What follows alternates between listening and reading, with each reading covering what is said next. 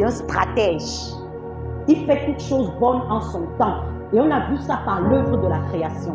On a vu que Dieu devait créer le ciel et la terre, ainsi que tout ce que la terre enferme en 6 jours. Et le 7e jour se reposer.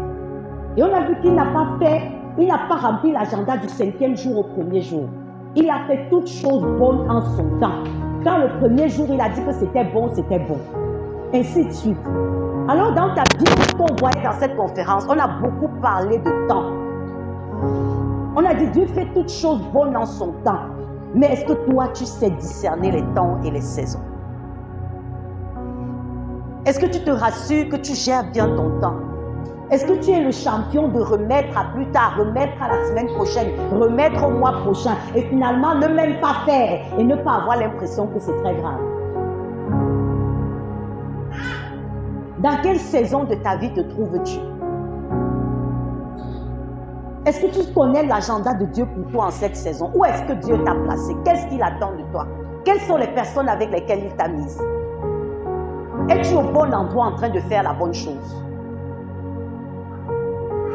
Que ce soit dans ton commerce, que ce soit dans tes études, que ce soit dans ta vie de famille, es-tu au bon endroit en train de faire la bonne chose? Est-ce que tu peux avoir la garantie que ce à quoi tu consacres l'essentiel de ton temps maintenant est ce que tu devrais faire? Le temps est précieux. Je dis juste en passant. Mais c'est trop important pour que je ne le dise pas. Le temps est précieux. Alors pour être quelqu'un qui réussit, rassure-toi que tu sais où vont les 24 heures de ta journée. Je ne dis pas qu'il n'y a pas de temps pour le repos. Dieu lui-même s'est reposé. Et je préfère même encore qu'au lieu de gaspiller ton temps à faire des choses inutiles, que tu te reposes. Parce qu'au moins après ton moment de repos, là, tu seras plus efficace pour faire ce que tu as vraiment à faire. Alors cet après-midi, nous parlons de puissance, nous parlons de potentiel, nous parlons de puissance. Je peux vous assurer de prime abord que vous allez trouver votre compte. Dis que je vais trouver mon compte ici cet après-midi. Ah, ça, il faut se le dire. Dis-toi que je vais trouver mon compte ici cet après-midi. Je ne parle pas comme je suis venu. La vie appartient à des personnes déterminées. On se comprend, non? Donc même si tes pensées veulent aller ailleurs, ramène-les dans la salle-ci. Alors voilà ma présentation. Je suis Pascaline Chouanken, je suis juriste, coordinatrice du mouvement Undiluted Word of God. Je réponds à ce numéro de téléphone et voilà mon adresse d'email. Regardons un peu les définitions. Apportons la lumière à ce que c'est que le potentiel. On dit le potentiel, c'est une capacité à faire mais pas encore réalisée. Capacité enfouie et pas encore exploitée, très souvent même inconnue. Vous voyez cette jeune plante? On a mis l'image d'une jeune plante. C'est une image parlante, n'est-ce pas? On pourrait, est-ce que c'est facile d'imaginer que cette jeune plante-là deviendra un grand arbre qui va produire beaucoup de fruits? Et même peut-être sur plusieurs générations. Là, la plante semble être fragile, et elle l'est même d'ailleurs, parce que tout le monde peut l'arracher comme ça, n'est-ce pas? On peut la piétiner en passant. Mais elle porte quelque chose en elle. Elle porte quelque chose en elle et qui n'est pas des moindres.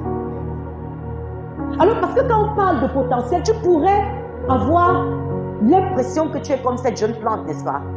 Tu pourrais surtout voir ce qui n'est pas encore visible en toi.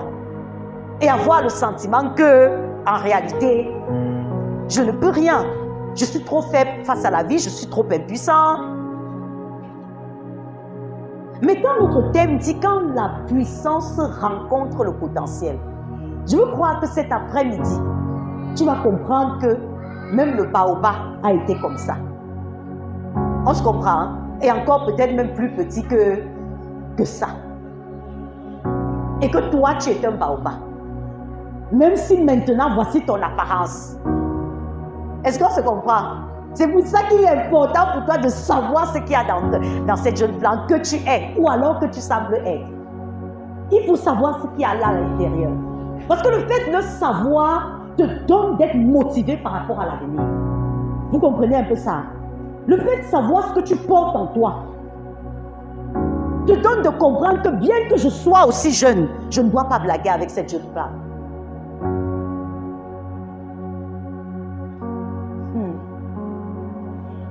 Puissance, le pouvoir d'amener une chose à se produire. Je reviens au thème. Ça veut dire qu'en fait, cet après-midi, il doit y avoir collision, n'est-ce pas? Comme on dit qu'il y a collision entre deux véhicules. Il doit y avoir collision entre le potentiel que tu portes en toi et celui qui est capable de l'amener à se manifester. C'est pour ça que je t'ai dit que rassure-toi que tu ne fais pas ton tas ici cet après-midi. Ce qui en toi doit rencontrer quelqu'un. Ce qui en toi doit rencontrer quelque chose. Qui doit l'obliger à se manifester et à se faire savoir. Quand le potentiel rencontre la puissance, le potentiel, tu en as. Parce que si tu existes, si Dieu t'a créé, il est loin d'être un gaspilleur. Tu peux sembler être nobody. Tu peux sembler être monsieur et madame tout le monde. Tu peux sembler être, en fait, insignifiant. Mais de même qu'on a vu cette jeune plante, je veux t'assurer qu'il y a quelque chose en toi qui attend de se manifester. Alors, on va passer à la vidéo. Je vais, on va. Dans le psaume 139, le verset 17 à 18, on dit combien tes desseins, ô Dieu, pour moi, sont impénétrables. Vous voyez ça? J'ai choisi ce passage pourquoi? Quand on parle de dessein de Dieu impénétrable, ça veut dire que, en fait, la sagesse de Dieu est tellement grande que très souvent notre petite intelligence n'arrive pas à cerner la sagesse de Dieu.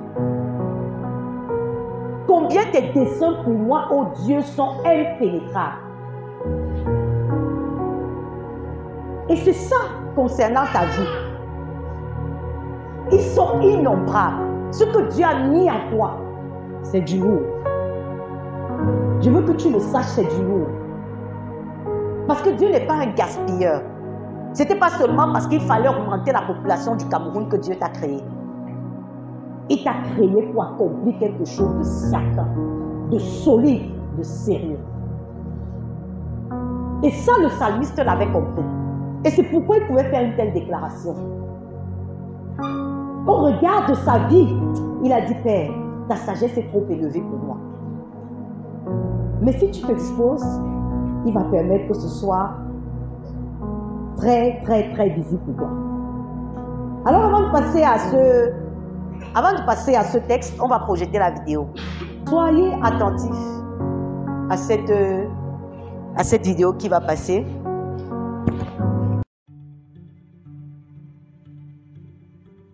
« 30,32 millions de kilomètres carrés. C'est la superficie de l'Afrique. Soit, tenez-vous bien, un peu plus de 3 fois la superficie des États-Unis d'Amérique, qui est de presque 10 millions de kilomètres carrés. Ou encore 3 fois celle de l'Europe, qui est de 10,18 millions de kilomètres carrés. En fait, l'Afrique est plus grande que l'Europe, les États-Unis et la Chine réunis. Et pourtant, c'est cela le paradoxe, l'Afrique, avec ses 30 millions de kilomètres carrés, compte 1,3 milliard d'habitants. Pendant que la Chine, elle, en compte 1,4 milliard sur 10 millions de kilomètres carrés. Ce qui signifie que l'Afrique est sous-peuplée. Malgré ce que l'on en dit, l'Afrique possède 60% des terres arables. Les seules terres arables de la République démocratique du Congo sont capables de nourrir toute l'Afrique et toutes les terres arables de l'Afrique sont une manne pour nourrir le monde entier. La République démocratique du Congo possède d'importants fleuves qui peuvent illuminer l'Afrique entière. Le potentiel d'Inga à lui seul pourrait fournir de l'énergie pour une bonne partie du continent. L'Afrique possède 60% des réserves de matières premières. Elle possède 40% de la réserve mondiale d'or, 33% de la réserve de diamants, 80% de la réserve mondiale de coltan, l'un des précieux minéraux pour la production de téléphones et de l'électronique. Le plus gros de cette réserve étant en République démocratique du Congo. L'Afrique possède 60% des réserves de cobalt, le minerai pour la fabrication des batteries de voitures. L'Afrique possède 11% de la réserve mondiale de pétrole et de gaz naturel. L'Afrique, et plus précisément la Namibie, possède le littoral le plus poissonneux du monde. L'Afrique est riche en manganèse, en fer et en bois. Ce n'est pas tout. L'Afrique abrite 30 000 recettes et herbes médicinales qui alimentent les laboratoires du monde entier. Elle est donc la principale pharmacie de la planète. L'Afrique a une population essentiellement jeune qui devrait atteindre 2,5 milliards d'ici 2050, alors que dans les autres régions du monde, les populations sont vieillissantes. Tous ces paramètres nous montrent bien à quel point l'Afrique est potentiellement riche. Peut-on espérer être plus doté? Comment peut-on être aussi bien loti par Dieu et dans le même temps avoir une population aussi pauvre et aussi malheureuse qui vit dans une telle misère? Comment peut-on énumérer toutes ces richesses à cet enfant de Dosso au Niger et lui expliquer en même temps qu'il est obligé de boire cette eau souillée qui va le rendre malade, voire le tuer? Comment expliquer aux Congolais du Nord ou du Sud Kivu, qui vit ou plutôt subit ces richesses minières, parfois sous le fouet du Chinois ou du Libanais, qui s'en est rendu maître, qu'il est riche, qu'il représente le pays solution? Comment peut-on bénéficier d'un tel potentiel et vivre autant l'enfer? Comment expliquer à ces migrants qui risquent leur vie dans des embarcations de fortune en Méditerranée, qui fuient au péril de leur vie vers un hypothétique Eldorado, qui laissent derrière eux le continent de l'avenir? Comment expliquer à ces jeunes que l'on réduit à l'esclavage en 2023, que l'on met ainsi en cage en Libye pour les vendre qu'ils vivent sur un continent particulièrement riche? Comment convaincre ce garçon qui vit assis sur l'or qu'il creuse toute la journée comme un damné, ou cette maman de Bokeh en Haute-Guinée qui creuse comme une taupe pour une hypothétique, une microscopique pépite d'or pour nourrir son bébé, que son pays est riche de ce minerai? Ceci derrière moi, c'est censé être un fleuve. Un fleuve qui arrose 5 à 6 villages plus bas. On utilise cette eau à la fois pour faire la cuisine, mais également pour faire la vaisselle et aussi pour cultiver. Et en même temps pour boire. Alors imaginez cette eau qui coule. Vous avez vu la couleur? On y a mis du mercure, on y a mis du cyanure, bref, on y a mis du poison. Et ceux qui sont en bas ne le savent peut-être pas ou le savent, mais n'ont pas le choix. Ils consomment cette eau au quotidien. Comment peut-on laisser faire ça en réalité? Mais dans le même temps, ceux qui creusent ici, ce sont les damnés de la terre. Ils n'ont pas un autre choix que celui-là pour vivre. Qu'attend l'État? Qu'attendent les autorités? Qu'attendent les politiques pour pouvoir arrêter cet empoisonnement collectif? Malgré l'amour que nous témoignons à notre continent, la passion qu'elle suscite en nous, notre Afrique va mal. Elle est le théâtre de guerres de toutes sortes, les plus idiotes, les plus absurdes, les plus violentes. Elle est le théâtre des pandémies, de la famine, de la malgouvernance, avec son lot de pushs militaires et civils, de corruption des élites, mais également des plus pauvres qui ont adopté les comportements de leurs élites, des détournements en tout genre, d'une impressionnante exploitation par des États et des firmes étrangères. L'Afrique, malgré son immense potentiel, dont nous avons dressé un bref inventaire, est dans le réel, dans la réalité, un grand malade. Nous sommes dotés de ressources naturelles. On ne devient riche que quand on les transforme. Et à ce stade-ci, on est resté à la transformation du 18e, 19e siècle. Alors on passe à une autre petite vidéo. Déjà pour faire brièvement le résumé de celle-ci, vous avez vu le potentiel du continent, parce que cet après-midi nous parlons de potentiel. Vous avez vu le potentiel de notre continent, mais vous avez vu notre réalité. Je crois que ça peut vous donner une idée par rapport à vos propres vies, n'est-ce pas? Fais un peu le parallèle entre ce que tu viens de voir et la vie qui est la tienne. Alors, voyons d'autres personnes qui ont su utiliser leur potentiel et qui hier étaient comme nous. C'est le moment de vérité, l'instant où on doit pouvoir se regarder en face et se dire les choses, même si elles sont désagréables. Fini la politique de l'autruche qui consiste à se mettre la tête dans le sable pour ne pas affronter sa réalité, pendant que d'autres s'occupent de se développer en nous faisant proprement les poches. Si on ne le fait pas, personne ne viendra développer l'Afrique à notre place. Dénoncer, c'est bien, mais il faut aussi construire, élaborer un projet. Ceci est la Corée du Sud, 10e économie mondiale, respectée de tous. Regardez à quoi elle ressemblait en 1960. Elle aussi était colonisée par les Japonais.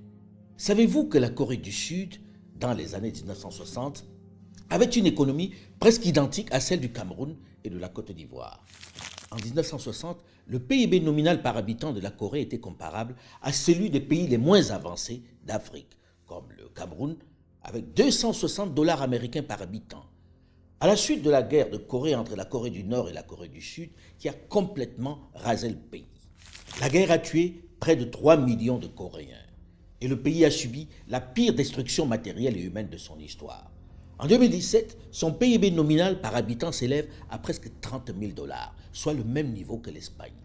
Signe d'intégration forte dans l'économie mondiale, la Corée du Sud a rejoint l'OCDE en 1996.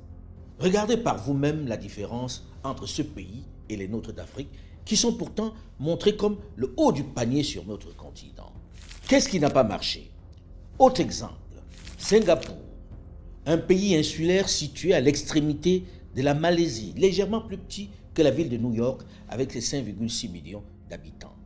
Malgré sa petite taille et sa main-d'œuvre modeste, le pays affiche une production économique de près de la moitié de 1 billion de dollars, ce qui en fait la 33e plus grande économie du monde.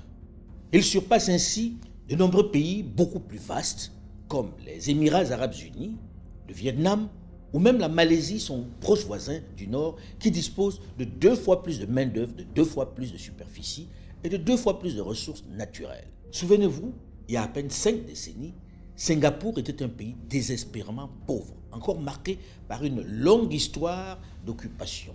Une petite ville dépourvue de ressources. Après une amère occupation par les forces japonaises, Singapour a dû être reconstruit pratiquement à partir de zéro. Pendant des décennies, il était essentiellement une mégapole misérable. La plupart de ses habitants vivant dans la pauvreté. Sachant les tensions qui pouvaient découler de la coexistence de groupes de personnes aussi diversifiées dans un espace aussi hostile, Singapour a été expulsé de la Malaisie en 1965. Son économie était moins importante que celle de la Côte d'Ivoire ou encore du Sénégal.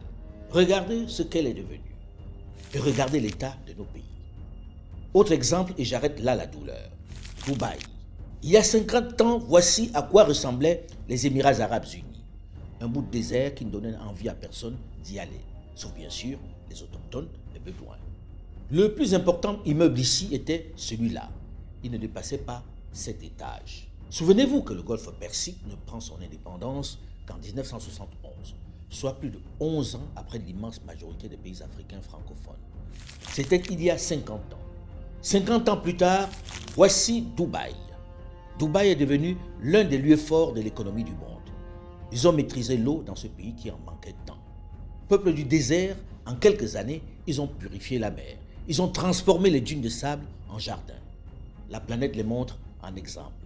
Ils affirment la fierté d'un peuple longtemps soumis au colonialisme. Les Émirats arabes unis attirent les investisseurs du monde entier. Pendant ce temps, regardez la Guinée avec ses énormes richesses minières, son potentiel hydraulique qui continue pourtant de vivre dans le noir, sans électricité. Parce que j'ai des frustrations quand je vois mon continent tel qu'il est aujourd'hui. Et je ne suis pas à l'aise et je sais qu'on mérite mieux. Regardez la RDC que l'on qualifie de scandale géologique tant il est riche de ressources, avec son immense potentiel de Inga qui pourrait fournir l'électricité à tout le continent. Il est encore le théâtre de coupures intempestives d'électricité. Regardez sa population travailler comme des esclaves pour les autres. Soyons sérieux, qu'est-ce qui n'a pas marché? Pendant que les peuples du désert domptaient l'eau et la lumière, nous en sommes toujours aux coupures d'électricité, avec un potentiel pourtant plus avantageux. Qu'est-ce qui n'a pas vraiment marché? Pendant que se multiplient les partis politiques et les putschs, et que nous nous adonnons aux joutes verbales, les peuples s'appauvrissent, meurent de faim, et sa jeunesse préfère prendre le chemin du Nord, rêvant de goûter à une vie meilleure dans une forteresse où on ne veut pas d'eux. Une chose est certaine, nous avons échoué. Alors, très bien. Qu'est-ce qui n'a pas marché? Comment tu te sens après ces 2 vidéos? Est-ce que déjà tu te sens même concerné? Vous ne répondez pas. Vous êtes trop ému. Vous êtes trop ému pour parler. L'émotion est forte. Parce qu'une chose aussi, quand l'émotion est forte, c'est qu'on ne parle pas. Mais ça, c'est notre continent, n'est-ce pas? Nous sommes africains, n'est-ce pas? Ça, ce sont nos réalités, n'est-ce pas? Et plusieurs fois, le mot potentiel est venu, parlant d'un potentiel énorme. Pourquoi est-ce que j'ai pensé qu'il était bon de projeter ces deux vidéos ici, dans une conférence comme celle-ci, qui est supposée être une conférence où les gens viennent pour rencontrer Dieu, n'est-ce pas? Vous voyez que même lui, bon, je ne sais pas quelles sont ses croyances, mais vous voyez que même lui, il a parlé de Dieu, n'est-ce pas? Parce que ça l'a scandalisé. Il a dit, mais comment Dieu peut autant aimer des gens et leur situation est misérable comme celle qu'on a vue? À votre avis, quelqu'un ici est concerné par cette situation? C'est l'affaire des autres. Vous ne répondez pas.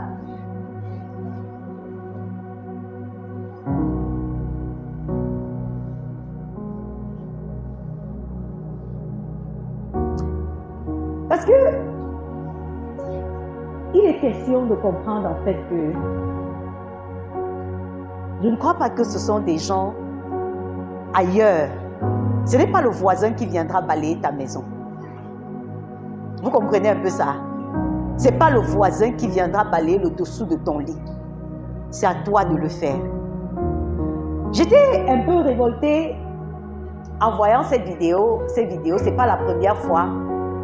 Mais le problème, c'est que si tu es ici, ça veut dire qu'en fait, tu cherches un peu Dieu. Tu as entendu parler de Dieu. Mais quand je vois à quoi sont intéressées les personnes qui disent chercher Dieu aujourd'hui, je me dis, est-ce qu'on a compris Dieu? Est-ce qu'on a compris ce que Dieu attend de nous? Parce que quand je vois le message qui est le nôtre en tant que chrétien, un message de tu seras prospère, un message tu auras la voiture, un message tu vas voyager, un message tu vas te marier, un message tu vas. Tout à l'heure encore en venant ici, je suis passée devant une église et j'entendais un pasteur dire, c'est ton tour, Dieu va te bénir.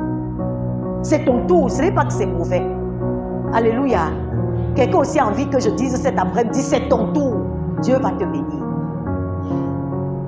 Et je me posais la question en toute humilité. Je me disais, mais depuis qu'on dit aux gens c'est ton tour, et qu'on n'a pas le sentiment qu'en fait le tour des gens arrive, pourquoi on ne se pose pas des questions? Ça fait combien d'années qu'à l'église on t'a dit que c'est ton tour et tu attends toujours ton tour? Hein? Et tu sembles toujours attendre ton tour. Et le jour peut-être un visa pour le Canada vient pour oublier toutes ces réalités. Alors tu as le sentiment que ton tour est arrivé, n'est-ce pas?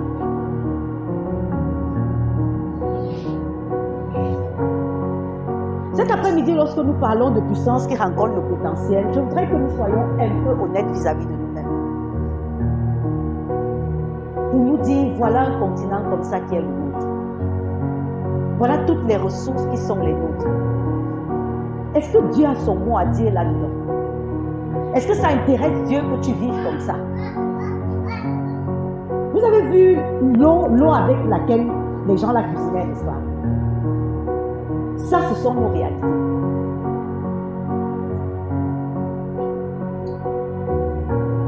Quand tu cherches Dieu, puisqu'on a parlé de potentiel, on dit tu es une petite plante, mais en toi, il y a tellement de choses. Quand tu cherches Dieu, en fait, tu cherches Dieu pourquoi? Réponds à cette question à l'intérieur de toi. Qu'est-ce que tu te dis? Est-ce que tu as le sentiment que Dieu peut t'utiliser pour une cause plus grande que ta petite vie? Ou que ta petite famille? Parce que dimanche dernier, on a fait une leçon en classe. Et après, à la sortie de la classe, il y a un de mes élèves qui m'a posé une question. Et il m'a dit, en réalité, c'est bien beau de voir tout ce que Dieu peut vouloir faire ou peut avoir investi en moi. Mais je n'ai pas de motivation. Je ne comprends pas pourquoi est-ce que je devrais chercher Dieu d'une certaine façon. Vous comprenez ça? Beaucoup de gens sont aussi passifs. Parce qu'en réalité, ils ne comprennent même pas pourquoi est-ce qu'ils devraient chercher Dieu d'une certaine façon. Moi, je reste convaincue d'une chose. C'est que les seules personnes qui peuvent apporter des solutions claires, des solutions concrètes, des solutions sur le long terme à des situations comme celles qu'on a vues, ce sont des personnes qui connaissent un Dieu. Vous avez vu la Corée du Sud qui, à 50 ans, 60 ans, était au même niveau que nous. Et on a dit qu'ils ont eu une guerre qui a décimé une bonne partie de la population. Mais regardez là où ils sont aujourd'hui. La Corée du Sud, c'est l'un des pays qui abrite le pasteur Yonggi Cho, il est mort déjà. Mais c'est l'un des pays qui abrite la population chrétienne. En fait, c'est quelqu'un qui disait qu'il est parti en Corée du Sud un jour pour chercher Dieu parce qu'il y avait un serviteur de Dieu là-bas, David Yonggi Cho. Je crois qu'il est mort, ça fait quelques années seulement. Et il dit que c'est la seule fois où il est entré dans une église et on suppliait les gens. Parce qu'on faisait plusieurs cultes le dimanche, peut-être 3 cultes. Et à chaque culte, il y avait environ 700 000 personnes. Et on disait, pardon, comme tu es venu à l'église ce dimanche, ne viens plus dimanche prochain. Donne la possibilité à d'autres personnes de venir aussi à l'église.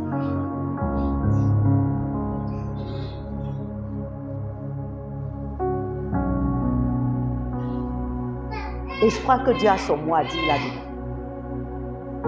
Parce que lorsque nous parlons de potentiel, il est question pour nous de comprendre qu'en réalité, pourquoi est-ce que nous pouvons demander à Dieu, Seigneur, j'ai besoin que ce que tu as mis en moi soit manifeste. Parce que si ce n'est que ta petite personne, si ce n'est qu'une histoire de voyage, si ce n'est qu'une histoire de mariage, si ce n'est qu'une histoire de bébé, je ne crois pas que tu as besoin du Saint-Esprit. Parce que les païens font ça très bien. On se comprend, non? Mais on ne peut pas passer le temps dans l'église à dire en réalité nous sommes des personnes qui connaissons le Dieu créateur. Celui qui a créé les cieux et la terre, c'est notre Dieu. Le Dieu tout-puissant, c'est notre Dieu. Le Dieu de toute sagesse, c'est notre Dieu. Le Dieu inventif, c'est notre Dieu. Et ne le dire que de bouche. Parce que rien en nous, rien autour de nous, nous montre que nous avons rencontré le vrai Dieu. Rien. Moi, je crois qu'il est temps que ça cesse. Je crois qu'il est temps de voir Dieu autrement. Il est temps de voir une autre facette de ce Dieu-là. Que ton potentiel ne finisse pas comme le potentiel de l'Afrique que nous venons de voir. Moi, je suis sûre quand même qu'on ne finira pas comme ça. Ce continent ne finira pas comme ça. Moi, j'en suis convaincue. Ça peut paraître prétentieux, ça peut paraître, tu peux dire un grain de sable dans la mer, qui es-tu pour dire une telle chose? Mais je suis convaincue que le Dieu vivant n'a pas dit son dernier mot. Parce qu'il va amener des hommes et des femmes comme toi à réaliser que les choses peuvent être différentes et que ce changement passe par toi. Alors quand la puissance rencontre le potentiel, regardons à cette histoire. Ce sera l'un des textes fondamentaux de notre entretien. Élie partit de là et rencontra Élisée. Élie partit de là et rencontra Élisée, fils de Shaphat, qui était en train de labourer un champ avec 12 paires de bœufs. Lui-même conduisait le 12e attelage. Ici, ça parle d'une histoire, ça parle de 2 personnes, ça parle d'une rencontre. Élie partit de là et rencontra Élisée. Je ne sais pas d'où tu es parti, mais je veux croire que ce n'est pas moi que tu es venu rencontrer ici cet après-midi. Tu es venu rencontrer un Élie. Élie partit de là, tout s'est fait, tout s'est joué, tout s'est décidé par une rencontre qui était décisive. Mais on va voir que ça n'a pu continuer que parce que Élisée a compris que ça c'était un moment décisif de ma destinée. Il a rencontré Élisée qui était en train de labourer un champ avec 12 paires de bœufs. Lui-même conduisait le 12e attelage. Élie s'approcha et lui jeta son manteau et jeta son manteau sur lui. Élisée abandonna ses bœufs et courut derrière Élie. Qui est Élisée ici? On dit lui-même conduisait la 12e paire de bœufs. Ça parle de son expertise dans un domaine. Élisée n'était pas quelqu'un qui cherchait sa direction, qui ne savait pas où aller. Quand vous lisez les commentaires bibliques, on vous fait comprendre qu'Élisée, c'était un riche fermier. Peut-être comme quand vous regardez aux États-Unis avec des grands investissements dans l'agriculture, vous voyez des grandes fermes sur plusieurs hectares. À l'époque, c'est comme ça qu'Élisée était. Élisée était un professionnel de son domaine. Élisée était une référence dans ce qu'il faisait. Il n'était pas un gars errant qui disait « je cherche du pain à manger ». Mais il a fait une rencontre qui pouvait paraître un peu bizarre. Son attitude peut paraître bizarre. Parce que lorsque tu es établi quelque part, en réalité, ce n'est pas le premier venu qui va venir te dire « bouge de là », n'est-ce pas? Mais on dit qu'Élie s'approcha de lui et jeta son manteau sur lui. Qu'est-ce qu'Élisée a fait? En fait, il a abandonné ses bœufs et il a couru derrière Élie. Notez les mots abandonner, notez les verbes abandonner et courir. Je vais aller embrasser mon père et ma mère pour prendre congé d'eux, puis je te suivrai. Élie lui répondit, va et reviens à cause de ce que je t'ai fait. Élisée quitta Élie, prit une paire de bœufs, l'offrit en sacrifice. Il se servit du bois de l'attelage pour en faire cuire la viande et la distribua aux siens qui la mangeaient, puis il se mit en route pour suivre Élie à son service. Est-ce que ça ne paraît pas bizarre? Que par exemple, je ne sais pas, tu sois un chef d'entreprise comme Élisée, que tu sois peut-être médecin, que tu sois établi dans une fonction, et qu'un jour un monsieur venu de nulle part, un nobody de rencontre, il n'a pas parlé. On ne nous dit pas ici qu'Élisée lui a dit quoi, qu'Élie lui a dit quoi que ce soit. Il a simplement jeté son manteau. Et quand il a jeté son manteau, Élisée a compris le message.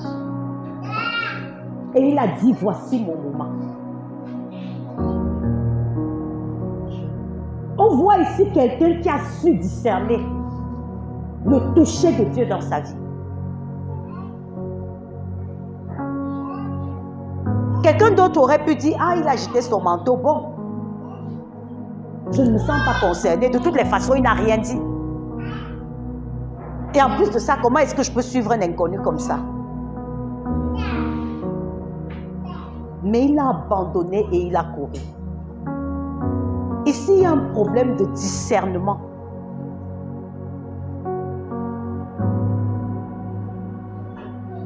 Quand la puissance rencontre le potentiel, ce gars, son potentiel semblait être manifeste. Mais à l'intérieur de lui, il savait qu'il y a une dimension plus élevée que je dois atteindre et que je n'ai pas encore atteint. Élisée était établi, tout donnait l'impression qu'en fait, il était arrivé. Comme on a l'habitude de dire dans notre langage ordinaire, il était arrivé. Mais à l'intérieur de lui, avec cette douce voix, il y avait cette douleur qui lui disait que bien que je semble être établi quelque part, bien que je semble avoir une opportunité, bien que je semble avoir un avenir promoteur, je crois que Dieu me réserve encore plus que ça. Et c'est pour ça qu'il a su reconnaître son moment de visitation. Alors regardons un autre cas de figure. Des personnes qui n'ont pas su reconnaître leur moment de visitation. Ici, nous revenons dans les évangiles avec la personne de Jésus. On dit que pendant qu'ils étaient en chemin, il est mis pour Jésus et ses disciples. Un homme vint dire à Jésus, je te suivrai partout où tu iras. Et Jésus lui répondit, les renards ont des tanières, les oiseaux ont des nids, mais le Fils de l'homme n'a pas un endroit où poser sa tête. Ça, c'est un premier homme. C'est lui qui semble manifester la volonté de dire au Seigneur, partout où toi tu vas aller, moi aussi je serai derrière toi. Mais le Seigneur lui a répondu d'une façon peut-être surprenante, mais parce que nous savons que Jésus est Dieu et qu'il est omniscient, nous savons que Jésus avait vu que ce gars, malgré le fait qu'il disait de grandes choses, n'était pas prêt à le suivre. C'est pour ça que Jésus l'a prévenu. Que peut-être tu es fasciné par les miracles que tu me vois faire. Peut-être tu es fasciné par les grandes foules qui m'entourent. Peut-être tu as entendu parler de la multiplication de 5 pains et de 2 poissons. Et que tu te dis que, waouh, il faudrait que je voie aussi comment ça se fait. Mais le Seigneur lui disait, en fait, toi, tu n'es pas prêt. Parce qu'en réalité, tu vois la surface. Tu as le sentiment que c'est une affaire de show. Tu as le sentiment que c'est une affaire de gloire. Mais ce n'est pas ce que tu crois. Tu n'es pas prêt. Et c'est pour ça que le Seigneur lui dit que les vraies conditions de ma vie, je ne crois pas que tu puisses encore les supporter. Parce que tu n'es pas prêt. Et après ça, il dit à quelqu'un d'autre. Cette fois-là, c'est la personne, c'est Jésus même qui voit quelqu'un d'autre. Et il lui dit, suis-moi. Vous voyez ça? Vous croyez que Jésus aurait pu dire à quelqu'un, suis-moi, sans être conscient de ce qu'il avait déposé en cette personne? C'est Jésus cette fois-là qui interpelle quelqu'un. Ça, c'est un deuxième personnage dans l'histoire. Et il lui dit, toi, suis-moi. Mais regardez la réponse du monsieur. Seigneur, permets d'abord que j'aille enterrer mon père. N'est-ce pas? Et le Seigneur lui répond quelque chose que s'il répondait à plusieurs d'entre nous ici, on allait dire que non, ce n'est plus Dieu. Dieu ne peut pas agir comme ça. Laisse aux morts le soin d'enterrer le mort. Quant à toi, va proclamer le règne de Dieu. Dieu peut te dire ça. Hein?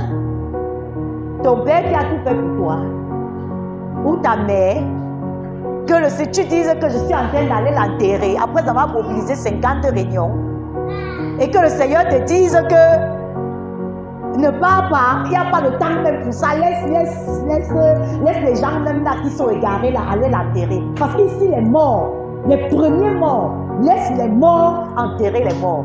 Ça veut dire laisse les gens sans vision. Laisse les gens qui ne comprennent pas, laisse les personnes charnelles, laisse les personnes qui ont tout investi sur la terre. Allez s'embrouiller là-bas. Mais toi, viens faire ce qui est essentiel. Dieu peut te dire ça, tu acceptes. Hein? C'est dur. Il y a un, tu vas tout faire pour dire que ce n'est même pas Dieu, n'est-ce pas? Que Dieu ne peut même pas dire ça, que ce sont les fausses églises qu'on a là-dehors maintenant. Vous savez que dès qu'on parle, on dit, ce sont les fausses églises qu'il y a là-dehors maintenant. C'est eux qui vous embrouillent comme ça. Jésus lui répondit, celui qui regarde en arrière, qui regarde derrière, au moment où il se met à labourer avec sa charrue, n'est pas prêt pour le règne de Dieu. Qu'est-ce que toi tu regardes en arrière? Quand le Seigneur te dit que voici la direction qu'on emprunte, allons comme ça.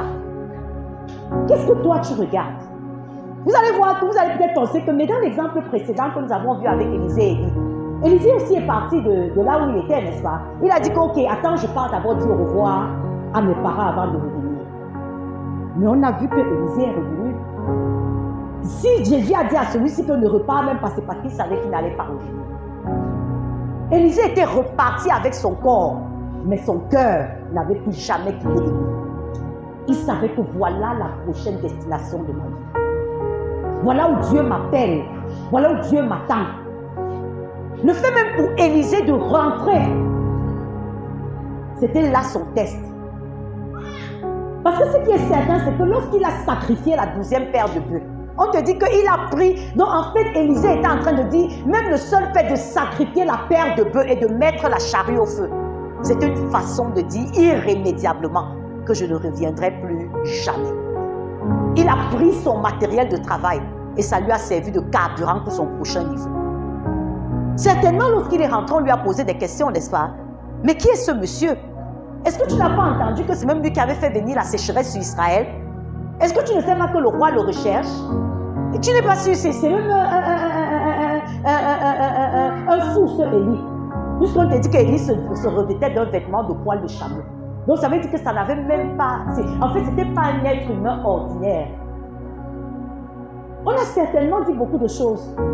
À qui est-ce que tu laisses la carrière prometteuse que tu as? Tu ne vois pas que ta plantation deviendra dans 5 ans la plantation la plus en vue du pays? À qui est-ce que tu laisses la fiancée que tu as? À qui est-ce que tu laisses l'épouse? À qui est-ce que tu laisses les enfants? Quand tu décides d'aller dans la direction que tu entends, on va dire, mais ton commerce, tu le laisses à qui? Tu es devenu fou. Comment est-ce que le samedi à l'heure de pointe, tu peux dire que tu pars à l'église et faire l'adoration? Tu vas faire faillite. Beaucoup de choses vont se dire. Donc ici, on voit que Jésus, il y a 3 personnages dans cette histoire. Et les trois personnages n'ont pas répondu de façon adéquate à l'appel de Dieu. Les trois personnages n'ont pas connu le moment de leur visitation. Les trois personnages avaient encore les liens d'âme, attachement à la famille, attachement à la religion, attachement à la tradition, attachement à la culture, attachement à une certaine position. Et n'ont jamais fait chemin avec Jésus. Pourtant, en elle, il y avait tout ce qui les qualifiait pour pouvoir répondre à cet appel. Mais les trois personnages n'ont jamais répondu de manière favorable. Est-ce que tu as le sentiment que si aujourd'hui, Jésus te tendait la main, tu répondrais de façon favorable? Quel est l'attachement qui va t'empêcher de ne pas y aller? Est-ce avec ta mère que tu as dit, ma mère qui a beaucoup investi en moi, il ne faut pas que je lui brise le cœur comme ça? Elle m'a payé l'école à 1 200 000. Il faut que je travaille pour m'assurer qu'elle a un bel avenir. Elle a fait tel sacrifice. Elle a vendu l'igname sous le soleil. Il faut que je m'assure que je lui donne ce qu'elle a investi pour moi. Voilà un peu nos arguments aujourd'hui. Nous sommes parmi ces trois personnes.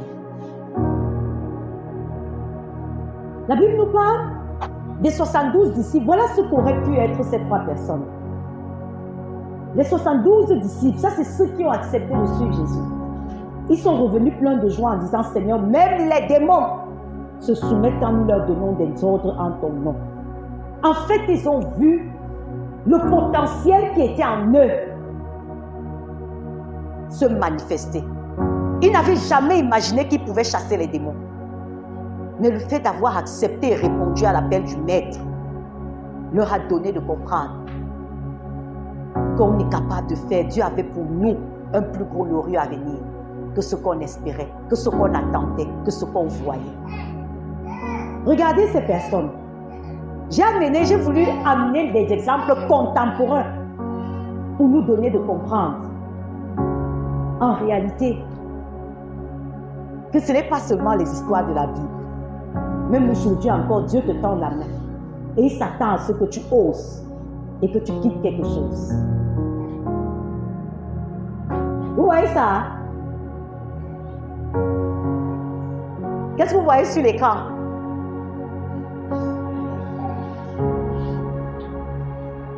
Un stade. Mais c'est une église. Ce n'est pas le stade, c'est l'église.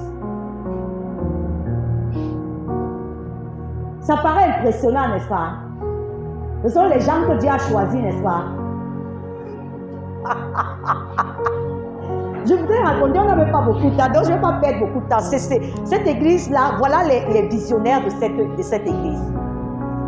C'est un couple pastoral. Le docteur Paul Enenchen et son épouse. Deux médecins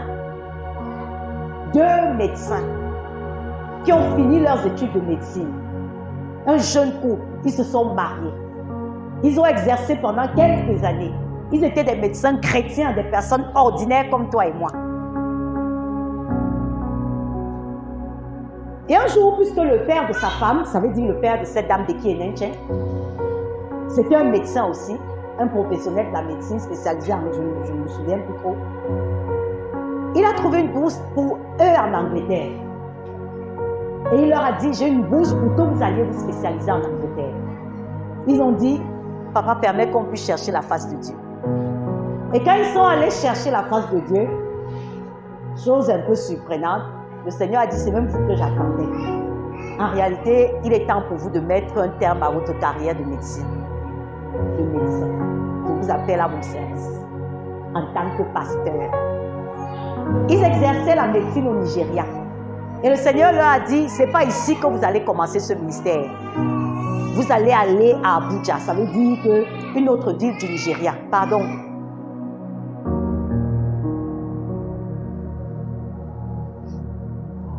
Vous allez aller à Abuja, une autre ville du Nigeria. Et c'est là où vous allez exercer le métier de pasteur. Et donc, le beau-père qui s'attendait à ce qu'on puisse venir, dit que, ok, confirme la bourse pour nous en Angleterre. On est venu lui dire, en fait, papa, on a compris que Dieu nous appelle même à autre chose. Cette étape de notre vie, Dieu l'a voulu. Mais maintenant, il y a un nouveau couloir qui s'ouvre devant nous. Et c'est comme ça qu'ils ont vendu tout. Vous voyez, ils sont tout jeunes, ce sont des contemporains. Parce que quand on amène les histoires de la Bible, vous dites que ce sont les choses de la Bible. Ils sont tout jeunes. Je vois que la femme venait de fêter son 53e anniversaire et l'homme peut-être 56 ans, 57 ans. Donc ils sont jeunes. Alors ils ont dit au beau-père, le monsieur, puisque l'homme est dans le shop, c'est lui qui se mettait devant pour parler. Il a dit que bon, on est très honoré de ce que tu veux nous voir réussir. Mais la vérité, c'est que nous pensons que la véritable réussite se retrouve dans l'obéissance à Jésus. On arrête tout et on va commencer l'église. Ils sont allés à Abuja, ils ont commencé l'église. Ils ont vendu tout ce qu'ils avaient. Ils sont allés, ils ont loué un local pour l'église. Et loué un local pour l'église, naturellement, ils n'avaient plus beaucoup d'argent. Vous savez où ils sont allés habiter? Ils sont allés habiter dans un camp commun. Ça veut dire, il y a des chambres, chacun sa chambre. Ils avaient une chambre en tant que couple, mais avec des toilettes communes et une cuisine commune. Vous comprenez ce que ça veut dire, n'est-ce pas? Pour deux élites de la société comme eux, aller dans les toilettes, arriver dans les toilettes et se rendre compte que peut-être quelqu'un a déféqué, il n'a même pas bien nettoyé. C'est là où ils ont accepté d'aller habiter. Et ce monsieur dit, le jour où son beau-père a dit, allons voir ce que ce monsieur fait de ma fille. Il dit que le jour où son beau-père est arrivé chez lui, son beau-père a pleuré comme un enfant. Et il a dit, tu aurais pu aller là-bas, mais pas entraîner ma fille là-bas. Vous comprenez ça? Aujourd'hui, quand on voit l'église, on a le sentiment que nous sommes, on est les mal-aimés de Dieu, n'est-ce pas? Dieu ne t'aime pas. Si Dieu, tu avais un tel établissement, en tant que médecin, possibilité de bourse à l'étranger, pas dans n'importe quel pays, pas en Afrique du Sud ou au Ghana, mais en Angleterre. Est-ce que quelqu'un pourrait te convaincre que Dieu n'est pas dedans? Tu allais parler tout ce qu'on peut dire. Pour dire à la personne que dis donc, dégage avec ton histoire.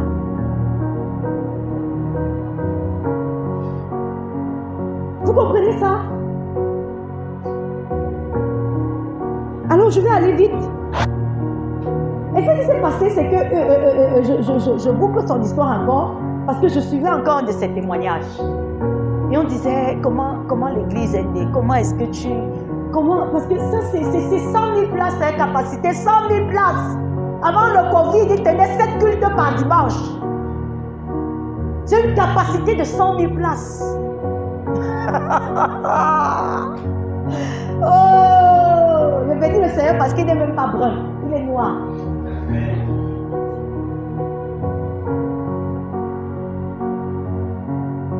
Et je suivais encore une de ses interviews. Et il parlait il parlait de la genèse de son église et il disait, à un moment donné, j'ai ressenti un fardeau. J'ai compris que on n'était pas là où on devait être. On n'était pas, il y avait quelque chose, on n'était pas là où on devait être. Et il a dit, j'ai convié l'église à un jeûne de 90 jours. Ça veut dire 3 mois.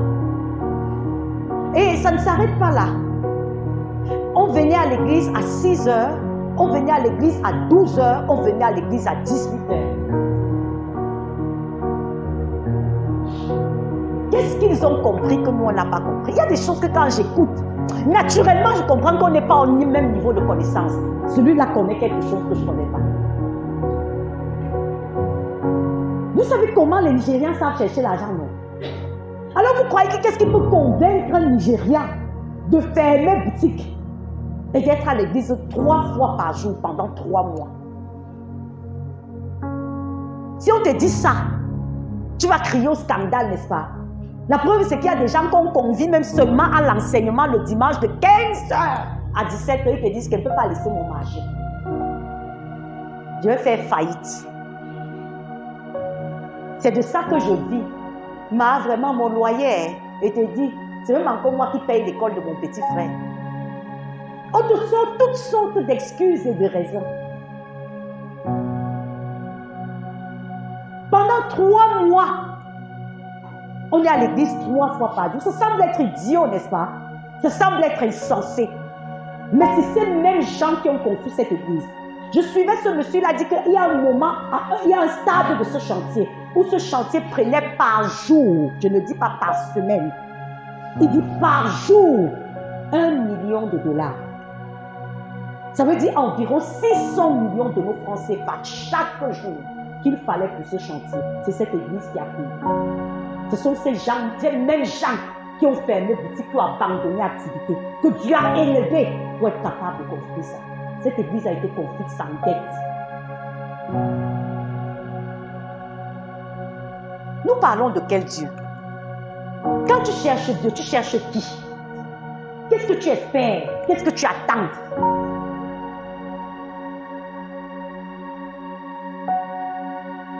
Qu'est-ce que tu crois?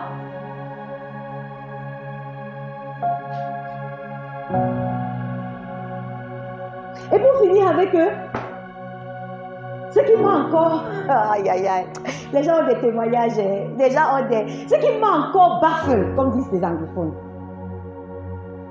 c'est qu'un jour, il dit que sa femme vient vers lui et il lui dit que je sens le besoin de jeûner. Je sens qu'il y a un fardeau sur mes épaules qui doit être déchargé.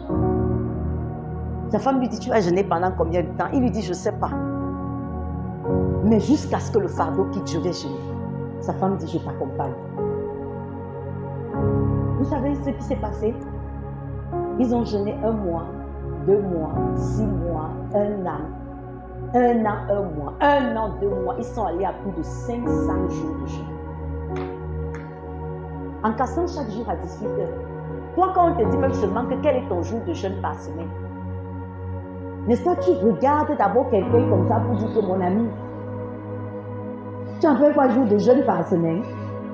Ou alors ne dis même pas qu'on dise encore que plus de 2 jours, ou que prends 2 jours de jeûne par. Ils sont allés à plus de 500 jours de jeûne par semaine, par cette année-là.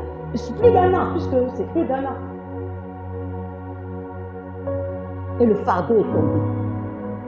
C'est pour dire en réalité que Dieu veut faire des choses avec toi qui es assis là. Mais de quelle façon est-ce que tu es prête à répondre à l'appel de Dieu? Et quand je voyais ça, ça me faisait faire une parenthèse, même sur la qualité, parce qu'aujourd'hui, un grand problème dans l'église, c'est le choix du conjoint. Vous allez voir comment est-ce que les gens qui disent craindre le Seigneur, ils ne sont surtout pas prêts à accepter que ce soit la femme ou le mari que Dieu leur donne. Dans leur tête, ils ont leurs critères. Et chaque fois que Dieu vient du côté où ils n'attendent pas, le conseil que je vais te donner, trompe-toi surtout dans la vie, mais ne te trompe pas sur le choix de la personne avec laquelle tu vas passer le restant de tes jours. Tu auras détruit ta destinée. Cherche Dieu pour te marier. Il parle souvent de cette femme, elle est là, elle rit aux éclats. Quand il est sur le pupitre, il dit que si vous la voyez, que je voyais son amour pour le Seigneur quand on était à l'église ensemble. Et un jour, je suis allée devant Dieu. Il dit que je voyais une petite fille qui aimait Dieu. Et un jour, je suis allée devant Dieu, j'ai dit au Seigneur, Père, donne un bon mari à la petite fille. Parce que vraiment, la façon dont elle t'aime. Et le Seigneur a dit que le mari, là, en fait, ce n'est pas ailleurs, c'est même toi. Il dit qu'il fallait voir la femme, là. Il dit que ses loupes étaient comme ça. Il dit qu'elle n'avait aucun goût vestimentaire. La Bible dit qu'il n'avait rien pour attirer les regards en parlant de Jésus. Il parle ici de sa femme. La femme est là, elle rit, fatiguée. Il dit que je vous assure, c'est que je savais reconnaître la voix de Dieu. Sinon, si j'étais un homme Chanel, je n'allais jamais aller là-bas. Mais vous croyez que s'il avait choisi par la chair, c'est n'importe quelle femme qui peut t'accompagner dans 500 jours de jeûne. On cherche ce qui tape à l'œil, ce qui plaît au regard. Il n'y a rien de mauvais à ce qui tape à l'œil. Mais rassure-toi que le tape à l'œil, là, c'est aussi le tape à l'œil de Dieu. Amen. Ne fais jamais l'erreur de te mettre avec la mauvaise personne. Tu as bradé ta destinée.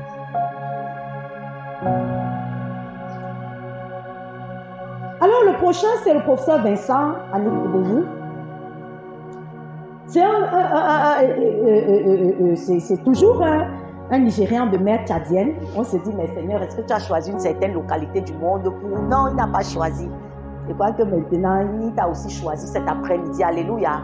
Donc, ça dépend de la façon dont tu vas répondre à l'appel de Dieu.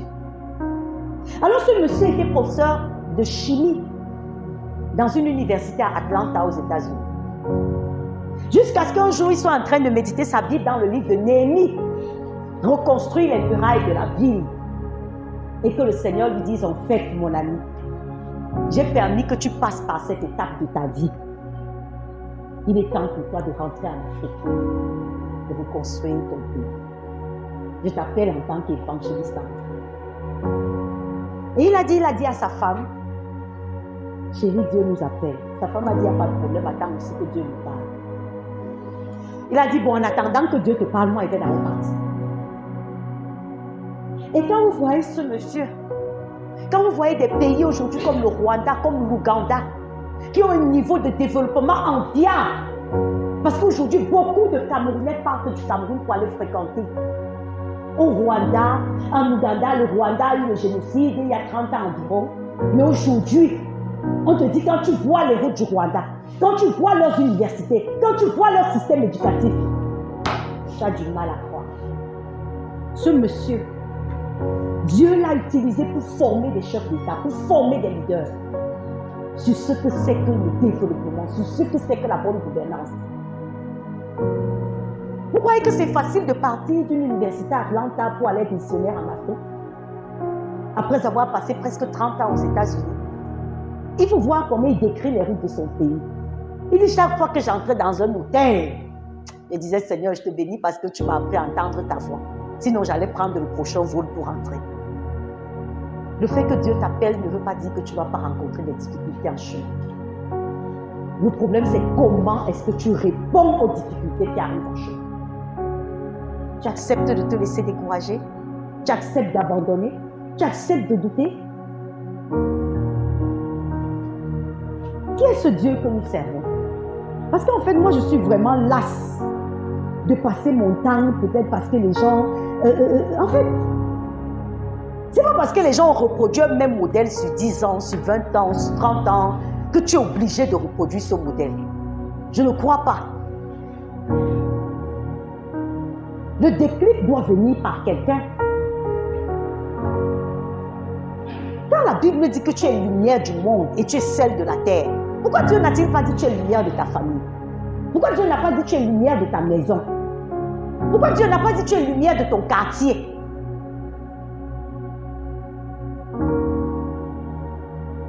Parce que quand on va parler, les gens vont trop vite voir la prétention en disant, mais tu te prends pour qui? On a aussi traité David de prétentieux. Hein? Quand David est allé et que Goliath avait défié les militaires formés pendant 40 jours, David a dit que moi je vais aller l'affronter. Qu'est-ce que son grand frère lui a dit? Je te connais, tu es un petit prétentieux. Alors ça ne devrait pas te gêner qu'on te traite de prétentieux. C'était un gars de vision. À la fin de la journée, les gens qui l'avaient appelé prétentieux n'avaient plus de mots à dire.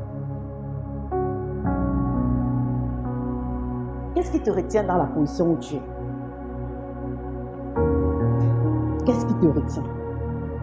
Comment reconnaître et gérer les moments déterminants de votre destinée? C'est rapide. Quand Dieu vient, vous avez vu avec l'exemple d'Élisée, n'est-ce pas? J'ai demandé que souligner couru. Pourquoi est-ce qu'à votre avis, Élisée a dû courir après Élie? Hein? Parce que le temps de jeter seulement le manteau comme ça, et il était à pied, et on ne vous a pas dit qu'Élie était à cheval. Très souvent, le moment de visitation de Dieu vient très rapidement. Tu dois saisir l'occasion au bon. Tu dois pouvoir identifier que voici mon moment et saisir l'occasion. Regardons l'exemple d'Abraham. Après ces événements, Dieu mit Abraham à l'épreuve et il appela Abraham et celui-ci répondit, me voici. Prends Isaac, ton fils unique que tu aimes, lui dit Dieu, et va au pays de Moriah. Là, tu me l'offriras en sacrifice sur l'une des collines, celle que je t'indiquerai. Tout le monde sait que Isaac était le fils unique d'Abraham, c'était le fils de la promesse, c'était par lui que toutes les bonnes choses devaient arriver. Mais Dieu demande en sacrifice cet enfant. Regardez ce qui m'a fait mettre ce passage. Regardez une telle exigence de Dieu sur la vie d'Abraham. On vous dit qu'Abraham a répondu quand?